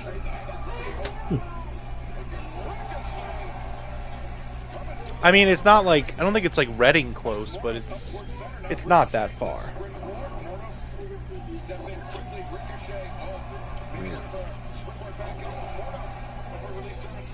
Man, Curly got a really nice espresso maker for Christmas, and I'm the only one that uses it. Right. And I have turned myself into a barista. I can make those cool cream designs on my coffee and shit. But Coach, that's kind of to my point. They did try earlier this year to bring it back, and I don't know. Maybe they just were trying to book the shows, and they were just like, it just doesn't make sense. And again, I'm devil's advocating it. I don't really 100% know how I lean on it. For me, what's most important is that I want something that matters. And if the storylines are good enough where the storylines are what matter, then that holds some weight. That for me is what matters. And that's also why Dark will never come back. Because when the rankings and the wins were what mattered, Dark was huge because you would throw guys on there to buff up their records, which is fine. Dark was fine for what it was at the time. Nowadays, it's okay, well, it's a squash match. What is the squash match doing? Because you're not doing the win-loss records. And that's where I have problems with things like that, where it's it needs to matter. If it doesn't matter, then what are we doing? For example, Hangman Swerve. Who gives a fuck the win-loss record for that, right? It's who cares? Nobody cares. Nobody cares. Apart from the storyline perspective of wow, Jesus. Yeah, that was cool. Hangman couldn't beat Swerve. But that's more of a storyline thing than a win-loss record thing. But that's to my point. Is you could get by without the win-loss record, really making a big deal about it. But you have to replace it mattering with something else that matters. And there are times where they don't do that. I'll definitely admit to that.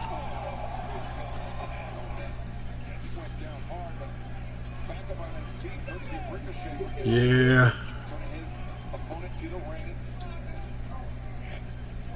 Did Fightful reported that Elevation Dark might come back?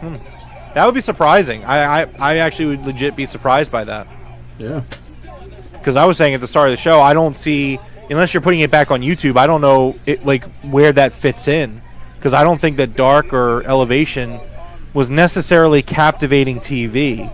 It was good to have kind of like a podcast type situation, but I'll put it to you this way. So after every episode of Dark, I would go back and look within 5 or 6 days at the view count, and they would be over 150K every time. Yeah. And for something that's not on television, that's a big deal. Oh, it's going back on YouTube? Oh, okay. Well, hell yeah. That's different. Let's go. That's different. I definitely support it coming back on YouTube. However, I'm going to then say, well, what are you doing to make Dark matter? So if they're going to bring Dark back, and Dark is going to be what it was, which, like, let's call a spade a spade. It was about 60 to 90 minutes a week of squash matches with a little bit of story mixed in, a very little bit of story. So my follow-up would be to that is like, okay, well, what are you doing to make the show worth watching? And if the win-loss records aren't there, then you're going to have to supplement that with something else. Rome, the Beast Mortos is about to murder Ricochet. I need you to watch here. Let's see what we Oh got my here. God. This doesn't look... oh, no. Somebody dialed 911. I think we need the ambulance back for Ricochet again. The crazy little splash right there. Dude, that was nuts. Just on occasion. So yeah, again, like, what does that mean? Like, what does that mean, though? So it probably means that whenever they're able to film a Dark episode, they're just going to throw it on there. So maybe once a month or something like that, I guess. I mean, again, you still have to make it care or make it matter. It doesn't matter if you do one a week or one a month. It doesn't matter. For me, it was a lot about, like, I work from home. I would just throw it up there and do my work. Like, I loved having Dark on while I was just doing stuff. So I mean, I would too. Like, but again, like, if you're talking about the content itself and like in the kayfabe, making it matter. Like, I see what you're saying. Like, making it matter in the show. Like, this guy won a match on Dark, so now he has a title shot or something. Yeah, I mean, like, there are ways that they could do it. But again, if they get rid of the win-loss record, then you have to supplement the mattering with something else. What that is, there are different things they could do. That was pretty cool. It looks like what Coach said. So if SRS is right, they're going to use it like the developmental stuff, like looking for new talent, see who the crowd enjoyed. Yeah, I get it. I like Dark for what it was. Yeah, I totally get it. And it's good that from their side they can see it, but I mean, as a fan watching, like, I mean, I want them to make sure it's worth watching. Yeah. I remember watching Dark, and it was mostly just a bunch of jobbers and a bunch of, developmental talent, and I enjoyed it. So yeah, they could go right back to the way it was, and I'd be all right. Ooh, Hangman.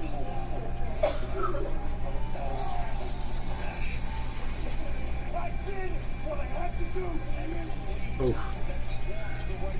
They showed a power bomb on the brick.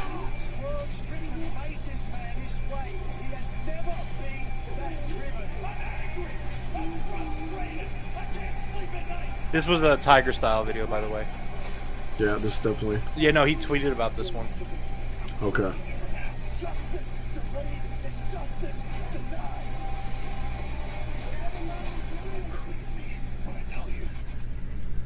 They probably hooked him up with like a $10,000 computer too. Oh, well, I think he actually probably works. I think he said something once where, like, he's at they're at a studio, not at a studio, something like that. That's what I mean. Yeah, he's probably working off such an expensive rig now.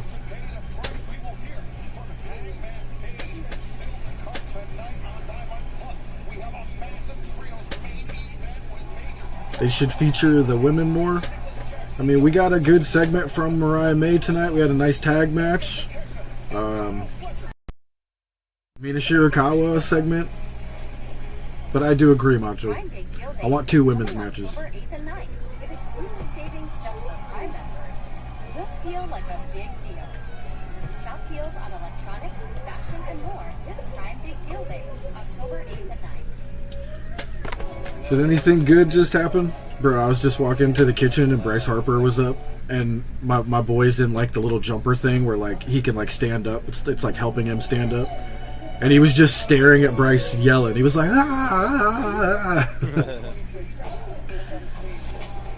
Nope, still 1-1.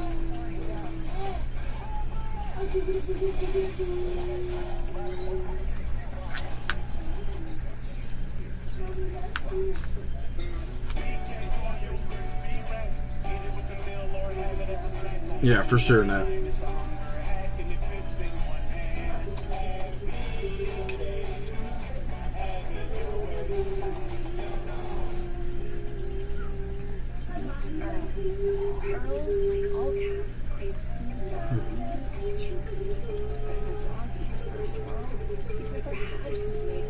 If you guys don't mind, please drop an elbow on that like button for us here tonight. one from your free. Just meaty, juicy, natural ingredients. Ready to make 9 lives 10? Visit smalls.com/TV to receive your first bonus. Public.com is officially the most cost-effective way to trade options. That's because, unlike other investing platforms, we give you a rebate on every single contract traded. Oh, and by the way, there are no commissions or per contract fees either. I don't know how I would feel about that, Macho. That would feel like a demotion to me. Cost-effective way to trade options and earn a rebate on every contract trade. Only at public.com. While others give you less, Domino's wants to give you more. For a limited time, when you order any 2 or more medium 2-topping pizzas for $6.99 each online, we'll upgrade one to a large for free. Get more inflation, not shrinkflation, only at Domino's.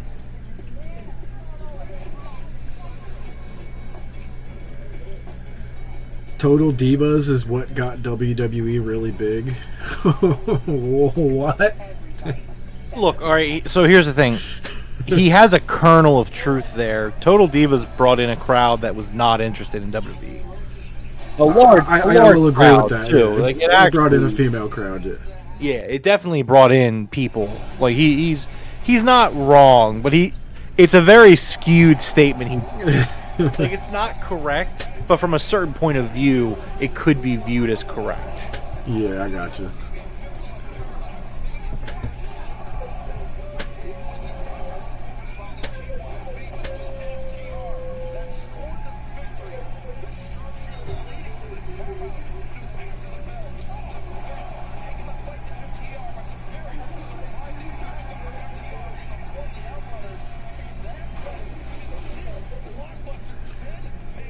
Oh, Jesus.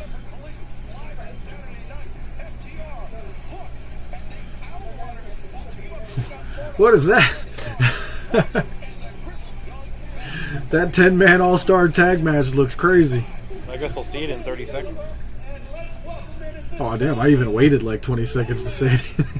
Oh, there it is. Oh, yeah, that's something. That's not as hype as you made it sound. No, I was like, Outrunner? I don't know.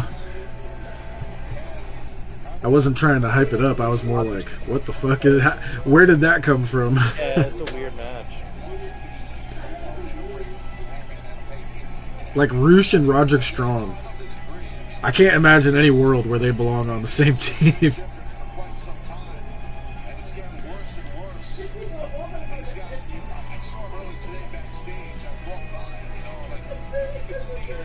Yeah, Macho, it looked like they experimented with some sort of a show, too. They did Johnny TV and, what's her name? I forget her name. Taya Valkyrie. I don't think that went over very well. But I think it would be cool to do like a total knockouts type show. Focus on the women's division. You got your win in one of those violent matches we've ever seen in the cage against Swerve Strickland. But then a week ago you went so far to say that this was not done, that you not only gave a warning to Swerve Strickland, but a warning to anybody who would support him, a warning to anybody that would be at his back, have his back, anyone that was saying good things about him. What exactly were you talking about?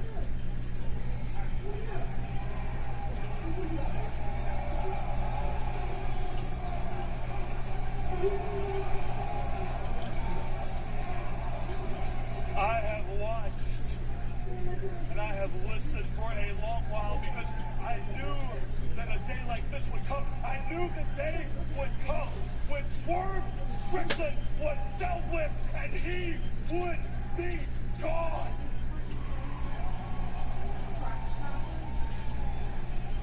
Christian Cage wears socks to bed. And I knew That's pretty psychotic. that it wouldn't be just Swerve being decay for what had happened to me. There would be dozens and dozens of other people who stood behind him. People who protected him from me. And people who supported Swerve Strickland. He's looking at you, Tony. Oh, never mind. And apparently, I am surrounded by them now. People who would cheer Swerve Strickland all the way to the World Championship. Oh. Ooh, what's up, Ash? Ow. Swerve Strickland through every defense, and people who would cheer Swerve Strickland when he was finally locked in a cage with his fate.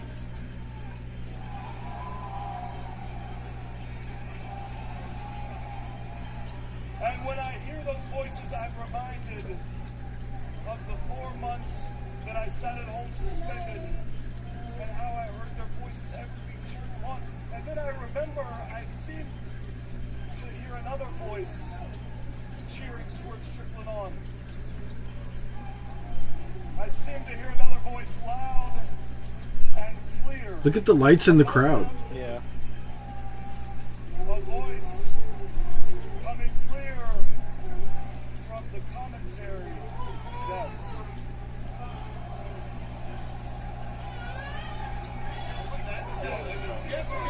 You done fucked up, Tony. It's not here with me. Tony Schiavone, you are. I get it. Tony's just doing his job. Hey, get out of the ring, Tony. Just get out of the ring. Jeff Jarrett is here. Okay.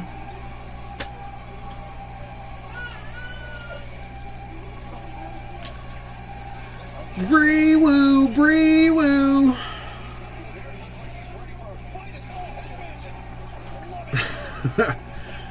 She's like, take that ass to the face.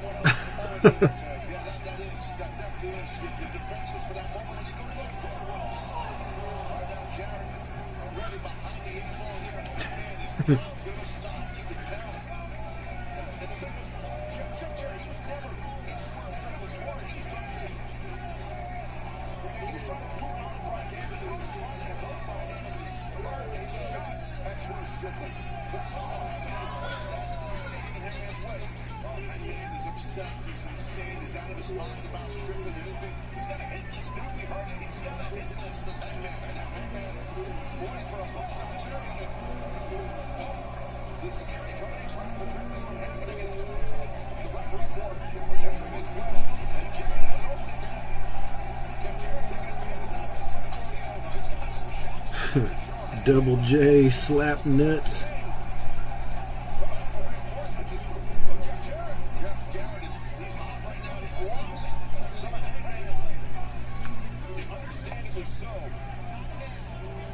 Jeff Jarrett's good for business. He has been.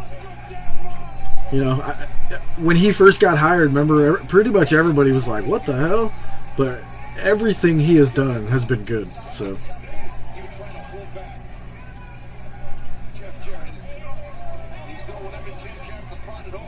I think it would probably be a lot better if we let him into Tony Khan's ear instead of Jericho.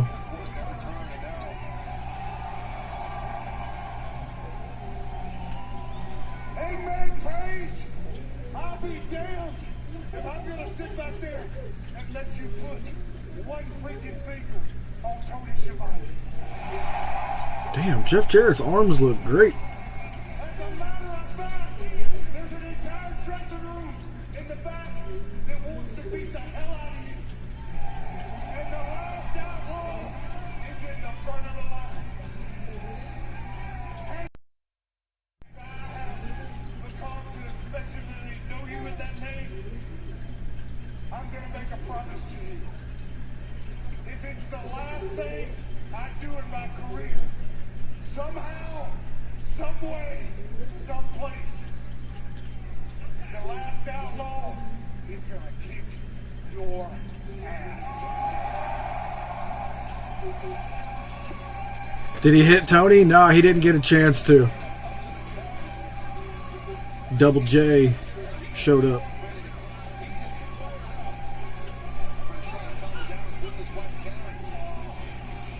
Yeah, that would be that's going to be a great match when they have that.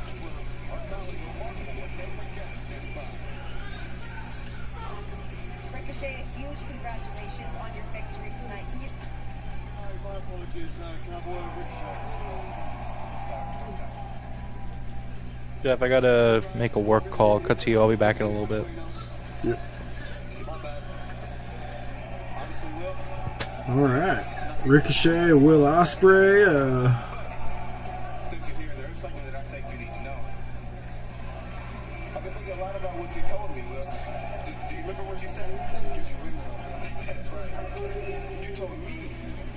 mine wins up and come back and see you. Like you the big main event on this just because you got that title, right? Let me show you how it is from my point of view. From my perspective, from the moment that I step foot here in AEW, it's been nothing but everybody else trying to come out of their way and call me out. Like they got to prove to the entire world that they better than Ricochet. So it seems like everybody here at AEW is worried about Ricochet more than Ricochet's worried about them. And it seems that everybody is more worried about me than they are about you. Because I don't see nobody trying to call you out, Will. So let me do the honors. I know next week you're busy with Kyle. You're trying to reform the United Empire. You're trying to win some tag team gold, and honestly, I wish you nothing but the best. But the following week, I hope you're going to be busy. Because I took your advice. See, I went and talked to Tony, and I got myself a match. So on October 2nd, at the 5-year anniversary for AEW's Dynamite, you see, I got myself a match. It's going to be Ricochet versus Will Ospreay.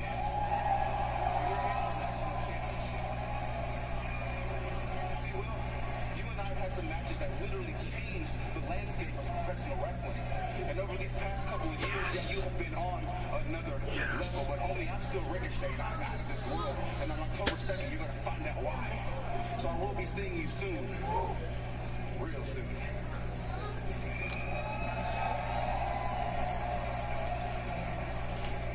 Little bro. Ooh, October 2nd, mark your calendars. Oh shit. Let's go. 5-year anniversary of AEW. Man, that's gonna be good. And you know those two are gonna be like, this is the 5-year anniversary show. We gotta do something crazy. Whew, that's gonna be good. Works inside my body with a click of this button. Where do you go? I'm going to get inspired. Learn more and the important safety information at inspiresleep.com.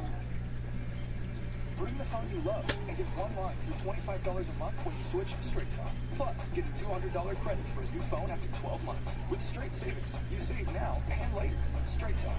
Real unlimited data. Less dollars, more cents. Popeye's crispy, juicy, tender, signature chicken is the meal your craving deserves. And now you can get... Yo, y'all see that crazy shit over in Lebanon right now where everybody's pagers are exploding in their fucking hands? That shit is like something out of a fucking movie. Meet Earl. Earl, like all cats. This world is fucking crazy, y'all. If you're not aware of what's happening. So Hezbollah, which is deemed a terrorist organization by the United Nations, I believe. So they ordered a shipment of pagers. Like, you remember those old things back in the 90s where somebody would call and leave a number, then you'd call the number back? Like a pager. And somehow all these pagers had little bits of explosives implanted in them. And they detonated all of them yesterday. Like 2,000 of them. And what would happen is they would get the page, they would go to look at it, and it would explode in their face. That's one of the craziest things I've ever heard in my life. We live in a fucking movie, y'all. That's some James Bond shit. Oh, God. 10-year-old girl went to hand her to her dad. I mean, technically, her dad was a terrorist, so, I mean, really, really sucks for that little girl. But you have no idea. I don't even know. It's too soon to even understand. That shit's wild. At first, I heard somebody was able to hack the pagers and cause the battery to explode. Now people are saying that the shipment was intercepted and explosives were put in.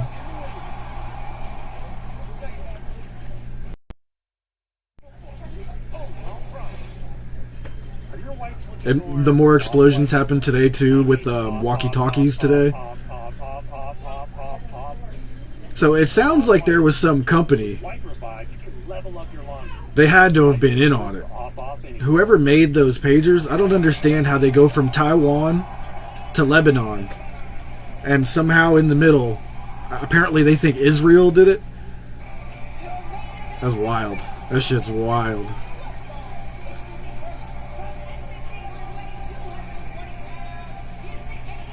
That's like the old,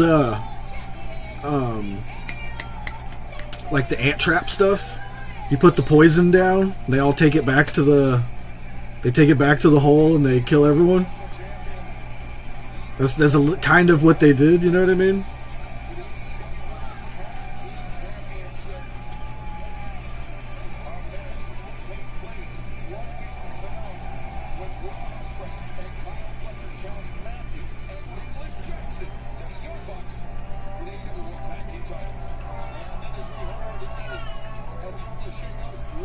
Let's go, Osprey.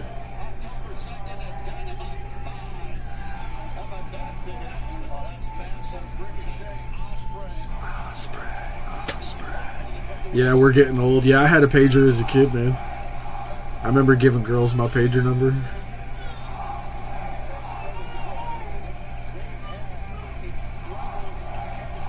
I'd like call a girl's house, leave a message, be like, yeah, call me back on my pager. I'd be like, hit me up on my pager.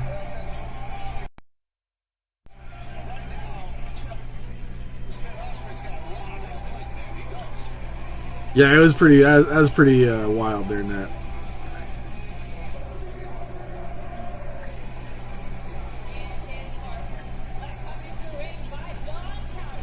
Like I saw on TV, they had a thing that said 11 civilians killed, right? And then Hezbollah came out and said 11 of our members were killed, and I'm just like, coincidence? I think those are the same 11 people.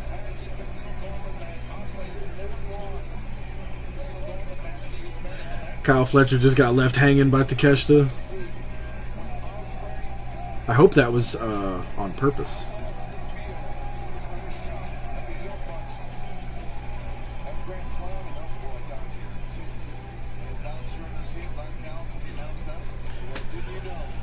Could you imagine though, Nat, if like there wasn't explosives in those things and they just had a way to hack a pager and make it explode? Like, could they do that to our fucking cell phones? Like, my cell phone's sitting in my lap right now. Like, could you imagine that a hacker would be able to just make your phone explode? We'd all be living in fear, like, every moment.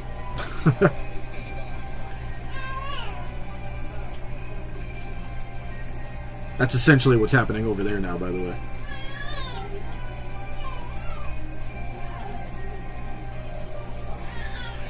And I think you know, now that I just said that, that might have been the plan, to terrorize the terrorists. Now they don't know what's going to be full of explosives. They don't know what's going to explode. They might not even want to turn on their laptops, you know what I mean? Mark Davis is his name, Zach Clouts. He should be back soon. I think he's on his way back, or I think he's cleared. I'm not sure. But I really do want Mark Davis back as well.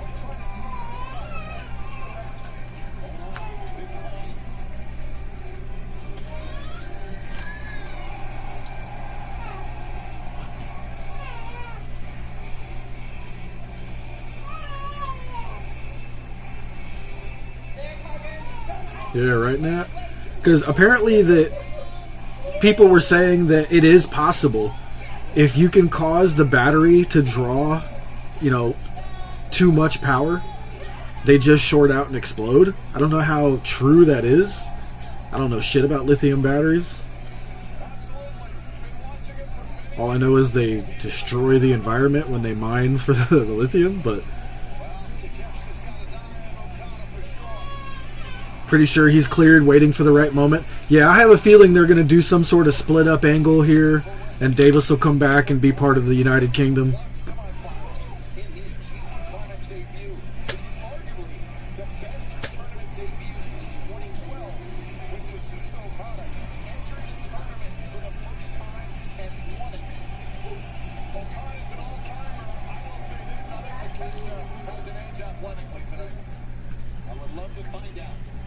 I think you're about to. Here's the other thing. You know, you reference Will Ospreay. Will Ospreay and Kyle Fletcher were part of one of the greatest tag teams, one of the greatest factions ever in New Japan Pro Wrestling. No one knows that better than the Young Bucks because they were there for it. Ospreay, Ospreay, Ospreay, Ospreay, Ospreay, Ospreay. Yeah, I did hear that, Hogle. I might have to get rid of this whole setup I got going on up here. I find it weird that Adam Cole's moving to PA, because that's where she lived, and he's from Florida, and it's like they're flipping. I don't know, it's weird.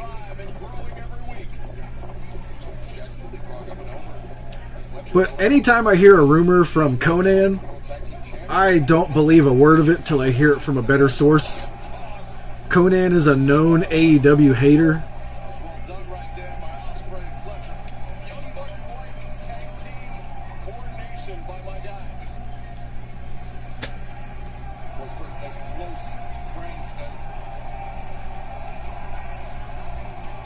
Britt's been off TV since All In, yeah.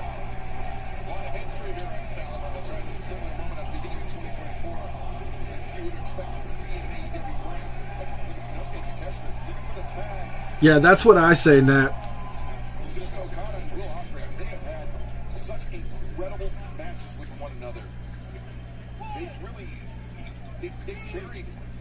Because they've been together a long time. But you never know. Whenever a big injury like this happens, and like, you know, Adam could have been getting very frustrated not being able to, you know, do what he loves, and that devil storyline went so terribly, he might have, you know, been kind of depressed. Maybe they had some issues, but they were together a long time, and I heard she was taking time off to, you know, help him hobble around. Yeah, Britt had some backstage heat after the MJF girlfriend thing, yeah.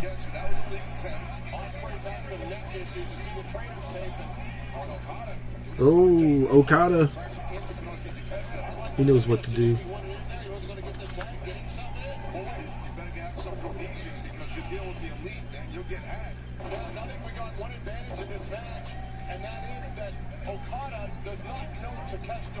Wait, she had a stroke? I didn't hear anything like that. What happened with Britt on that, or in that aspect?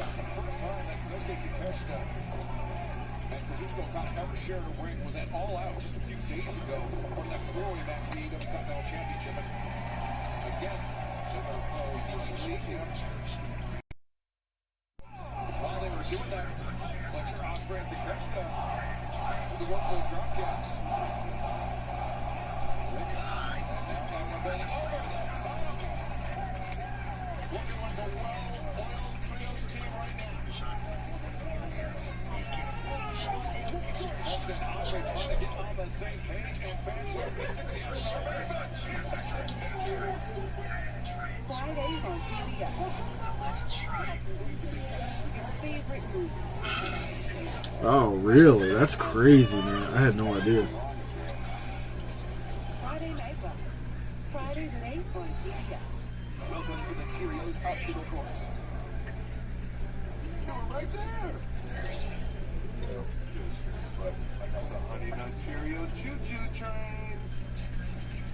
Win the day with a Kelsey's favorite cereal. Look, everything you hate about me is true. You hate Ospreay, Zach? What? That's the craziest thing I've ever heard. My mind cannot comprehend what I'm reading.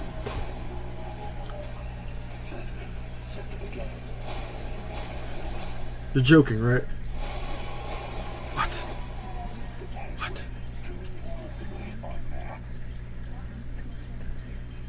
I was so excited when I heard the sandwich was back. I was like, cloud nine. What's up? This is Mike. And the little thing I love about the Chick-fil-A honey pepper pimento chicken sandwich is the pimento cheese. It's savory. That's crazy. How does somebody so young have a mini stroke? I love this place, but I need better credit. Better credit? You can help in your car. Oh.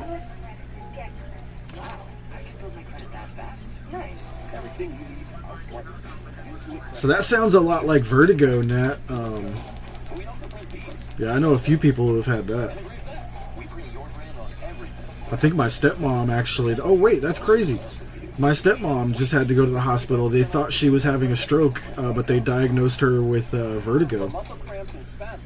Everything just started spinning.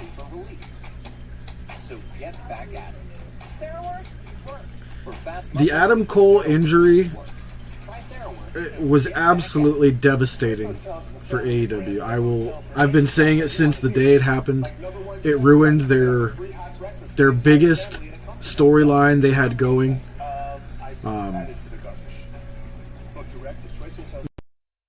Probably the biggest deflation I have ever seen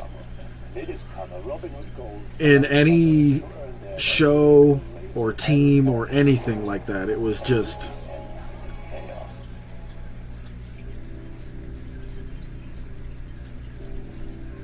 It was absolutely devastating to AEW. And for that to happen at the same kind of time that CM Punk disappeared, you know, there's your ratings drop right there. That's where all the ratings went.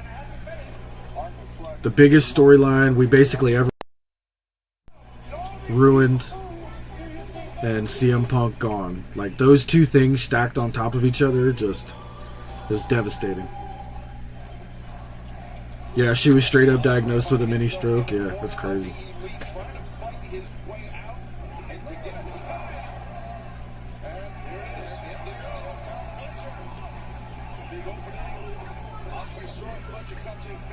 Must be some serious shit going on at Rome's work.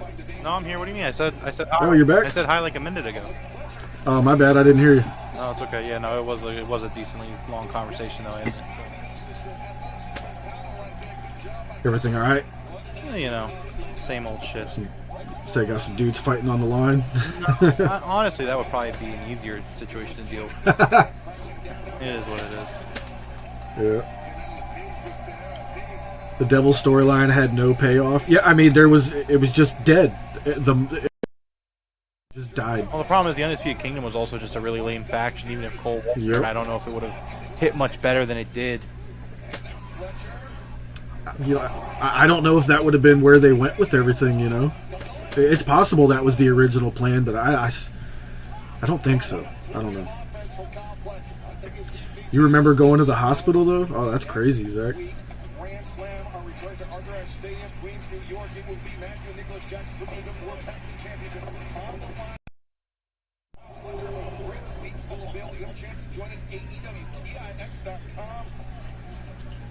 Jeez. How old were you, Zach?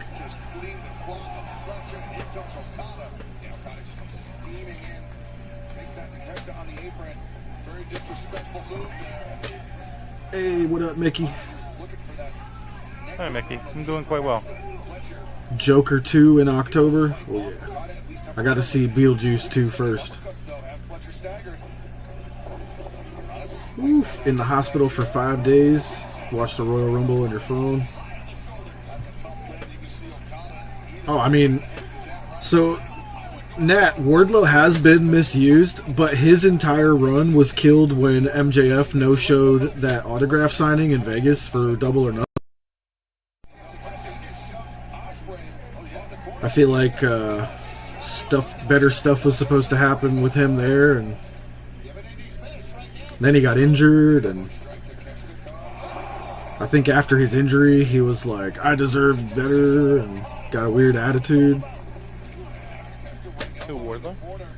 Yeah. No, I think Wardlow's been misused. I would definitely agree with that. Oh, I agree, yeah. But I think for a while now, I think he's been set on going to the E. I don't know if it's even that. I don't know if it's that. I mean, could he end up there because of his misuse? I mean, yeah. But I don't know. I'm almost certain he's going to go there as soon as he can. He fits better there. I'll admit that. I don't necessarily think so. I think that's a kind of stereotypical WWE's the only place where big guys can succeed statement, Jeff. No, I'm talking more like his promo skills I don't feel like are the greatest.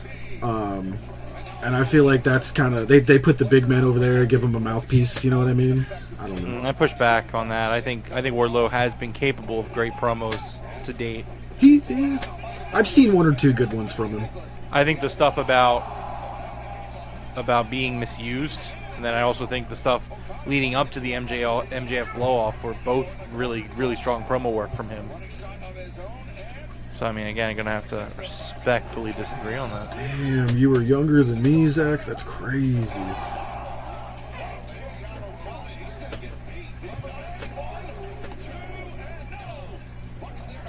Yeah, nah, he does fit well in AEW. Jeff just puts people in boxes. It's just how I feel, man.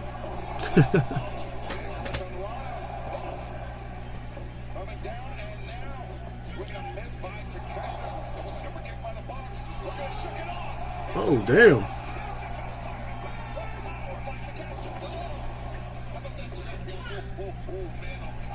Takeshita just shrugging off the double super kick there.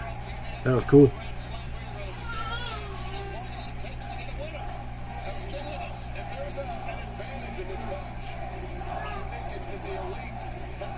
Yeah, this match is fire, huh, King? You were tricked and lost your Facebook? What you mean lost your Facebook? Like it got hacked?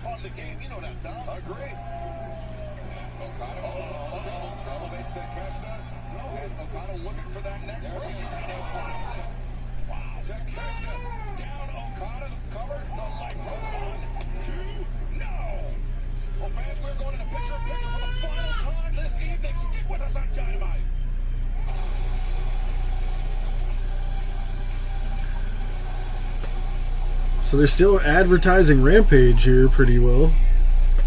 I mean, they're going to. Rampage isn't... I'll say, yeah, I guess you might as well. It's not going to die tomorrow, Jeff. The Rampage will probably go on until 2025. And to celebrate, we're serving up Americans. They're not just going to end it tomorrow. 50 cents each. Yeah. It's still an active hour of television that they have to sell until the last episode. Yeah, I'm just not really thinking about how soon it's all going to happen. You know. I mean, look, man, it's September. They're going to probably announce the TV deal in the next week or two. Although I've heard October 2nd apparently is a day that's floating around for when they want to do it. I don't know. But we'll see in terms of that. But, again, there's going to be some big changes in 2025. But it's not, we're not there yet. We still have a couple months to go, you know. It's still September. Still have a whole quarter, you know. We're not done yet, you know. As much as I love this time of year coming up, it's gonna fly by. You know, we still got time. Yeah, and don't get me wrong, Nat. I'd love to see Wardlow come back and maybe kick Jack's ass or something, get that championship. Maybe eventually take that one from Okada. That'd be a nice title for him. They're not part of the official anymore. No tunes today? No. My apartment was robbed last night. Took my table-ready TV. Honestly, Wardlow would be the perfect world champion for Darby to do his David versus Goliath thing I was saying. So, if you were going to give it to Darby, I feel like giving it to Wardlow first might be a good move. And then Darby does the whole David versus Goliath storyline. Yeah, but they got to do something with Wardlow. Oh, I know. Up for it. Just have him return and kick Danielson's ass after the Moxley match. Truth be told, I think Mox beats Darby next week, and then Mox beats Danielson. You think Mox is getting that belt back already? I think they're setting up for something big. Okay. When you look at the Mox storyline right now, there's a lot of very interesting statements being made. It's not your company anymore. Hey, you've been here since day one, and you haven't done anything. He says to Private Party tonight. You know what I mean? There's clearly something going on here. I don't want to speculate too far because it could just be something completely different. Honestly, to me, it sounds like they're bringing in Shane. Yeah. And maybe they're really gonna try and do the AEW thing, invasion thing again, which it should be good. It's just the problem is that for whatever reason the Elite versus Tony Khan thing, they just scrapped it. They just stopped. And if they hadn't stopped, it was one of the hottest things they've ever done. You know what I mean? Like, it was really good, and then it just kind of fell off a cliff. If they do it right, it could be really, really good. So, I mean, I'm down for them giving it another shot, but I definitely want to see them learn from their mistakes of what didn't work the last time they tried it. Which, again, I mean, it's not about making mistakes. It's about how you correct the mistakes. That's what matters. So if AEW tries to do the storyline again and they do it right this time, well, then that's great. All the lights in my house just flickered. That was crazy. It's not raining right now, is it? No. Wow. Old man living in an old house. Lights flickering. But Zach, so the group is not a skinhead group. Moxley just said a line from a skinhead movie.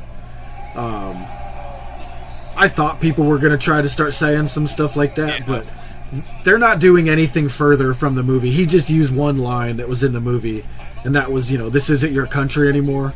He said, this isn't your company anymore. That's all. Well, also, he is, like, not like the actual, like, racism stuff, but he is, like, there were some mannerisms from what I've heard that he used, but, like, again, like, it doesn't necessarily, mannerism. I don't think he thought anybody knew what movie he was going to use there. Like, if Brian Alvarez didn't be like, I know that movie, I don't think anybody would still know to this day. Yeah, no, absolutely not. Man, that 10-man tag, I am just not hyped for it at all. I mean, I'm going to be enjoying it. I just knew I saw the Outrunners there, and you were going to be like, ugh. But that's just a wacky group of 10 guys. It's going to be great, but I just don't care about the Outrunners. FTR is really ice cold for me right now. And then the other team is like, I like the team of Roosh and Mordos. I think that's really cool. Yes. And the Grizzly Young Vets are a great tag team. But it's this weird thing still where Roddy is just, I guess he's because the Hook's on the other side, but Roddy just seems to, like, the Undisputed Kingdom, despite the fact that they themselves are a faction, they sure do find themselves in these mixed matches, like, a whole lot. Like, Tony just doesn't know what to do with them, so he just puts them out there on TV. It's like, hey, go team, like Roger Strong, go team with Beast Mordos for, like, the 50th time. It's like, really? That's a weird team. That's a weird team. I just want to see, like, a backstage footage of one time where Tony's like, all right, Roddy, you and Mortos on a team again, and Roddy just being like, Tony? Why? Why? Coach, see, this is why I didn't want to say that, because it's like, they don't need to bring Shane in. It can be good on its own merits. However, like I said, watching it, it definitely seems like they're alluding to a next level or a next boss, if you would. Got the game on the mind. Actually, I beat the first half of the boss. So that was sick. So I gotta do this. That spring power bomb they just did off the top rope was dope. Watch, like, yeah, watch how to do it, Young Bucks. The problem is, I don't know if it's the Young Bucks' fault for it not working. It's whoever made the call for them to, like, ease up on things, like, which I would assume it was Tony. Like, if Tony Khan should have stayed away and sold being out for a long time. Like, here's the thing, right? Like, you bring in Christopher Daniels to be, like, Tony Khan's guy, right? And, like, I don't like authority figures. And, like, I'm okay with Tony Khan being the authority figure because he, in real life, is the authority figure. As long as he doesn't turn into too much of a character, it's fine. As long as he's him. Like, if he's like, hey, I'm Tony Khan, it's me. That's fine. If Tony Khan comes out here, he starts being like an evil boss, it'd be kind of weird. Could it be good? No. I don't know. I'd have to see it. But, like, off the cuff, it seems kind of weird. But I loved Tony getting involved, getting pile driven, the Tony Khan driver. I loved it. Yeah.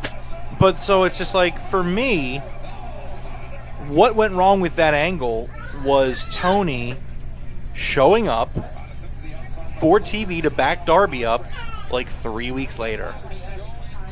Like, there was a lot that they could have, like, because here's the thing. The first week after Tony got attacked, they did it pretty well. Like, they changed the opening of the show to be just the Elite. Like, they did things that made sense. They had the Elite kind of doing, like, producer gimmick where they had the headsets on. Yeah. And then they bring in Christopher Daniels to be, like, Tony's representative. And that's fine, too. Because you can justify Christopher Daniels being that guy right now. Oh, back then.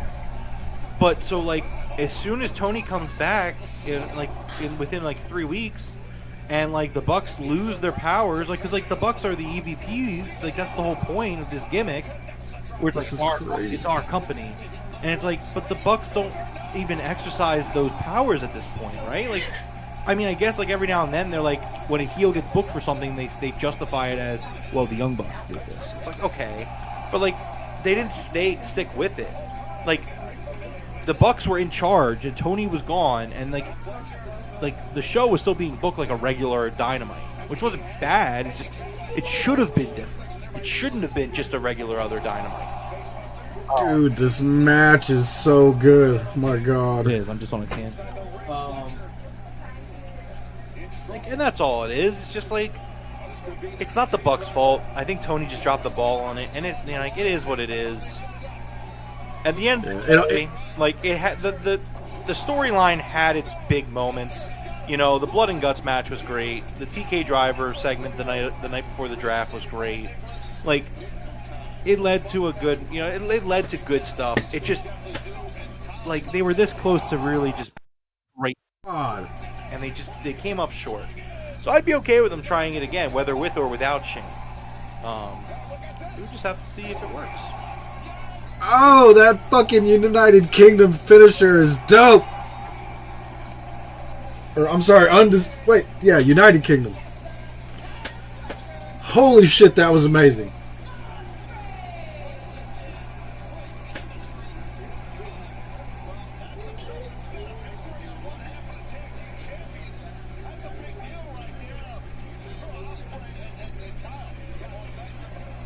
Somebody in the audience has a sign that says, I live for times like these. Yeah. Me too. Holy shit, that match made up for that whole first hour and a half.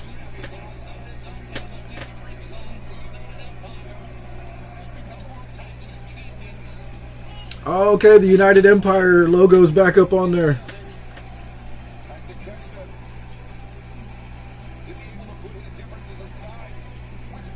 Oh, Don Callis isn't going to like that. Oh! Takeshita's being a bitch. Don Callis not going to like the United Empire logo.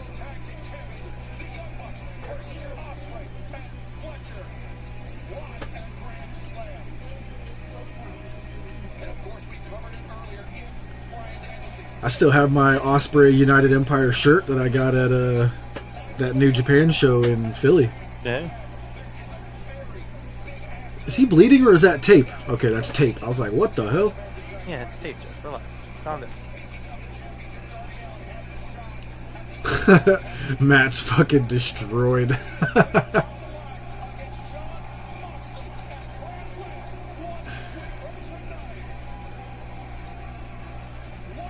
Alright, decent episode. Nothing to write home about. That last 30 minutes was absolutely fire. But a solid episode. I'll give it like a 6.5, maybe a 7. I mean, I'm going to go 6. I just think the first hour didn't really have a lot. Yeah, that was a rough first hour. It wasn't a very good first hour, admittedly. But, I mean, they did really bounce back. I think the Hangman stuff was really good. The Moxley and BCC stuff was really good. Yeah. Which, to be fair, some of that did happen in the first hour. The main event was excellent. So, I mean, yeah, there was definitely some great stuff for this Dynamite, but most of it was in the second hour, unfortunately. Yeah. Alright, man, I can't wait to find out what this TV deal is with AEW. I hope we find out sooner than later. Anything else that you wanted to go over here before we get out of here tonight? No, you know, all quiet so far, you know. Oh yeah, King, that hammer segment, that was crazy. Well, go ahead and close us out then, sir. Absolutely. This has been a watch along for AEW Dynamite here at the Broken Tables Podcast. Thank you to everybody hanging out with us here tonight. Thank you to Zach Klaus, Young Macho, King of Ligamundo, Coach Nick, Queen Nat, and everyone else. Thank you so much for hanging out with us. If you liked what you saw, please subscribe, hit the like button on your way out. Join our Discord, follow us on Twitter. You can find all that stuff in the description below. Dustin as well. Thank you, Dustin. We will be back probably Saturday for the Collision Watch Along. As well as if you like video games, got the Game Room Podcast. we're considering moving it to Sundays. We did a show on Sunday this past week because Monday was the Eagles game, and we kind of liked it. Picked up a few more views than we usually do, so it's like, there you go. We might make a little change there. We're discussing it. The problem is we like watching football, so like we're trying to think.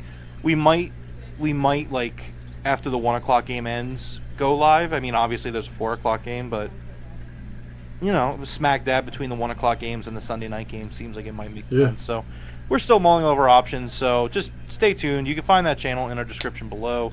Go and subscribe, and you'll know when we're going live. So Sunday, Monday ish is what you can expect this week.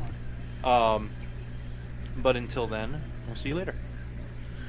All right. Heard no one picked the Falcons. Yeah, man, that was a rough one. That was rough, bro. It is what it is. I mean, I'd rather that loss than getting blown out like the Cowboys. Yeah, I'll take that over the Dallas loss, 42-17 or whatever. Yeah. That definitely hurt. It hurt in the heart. For sure, yeah, it was terrible. But you pick your. All right. Thank you, everybody, for joining us here tonight. We should see you guys back for Saturday's Collision Watch Along. Until next time, Top Guys out.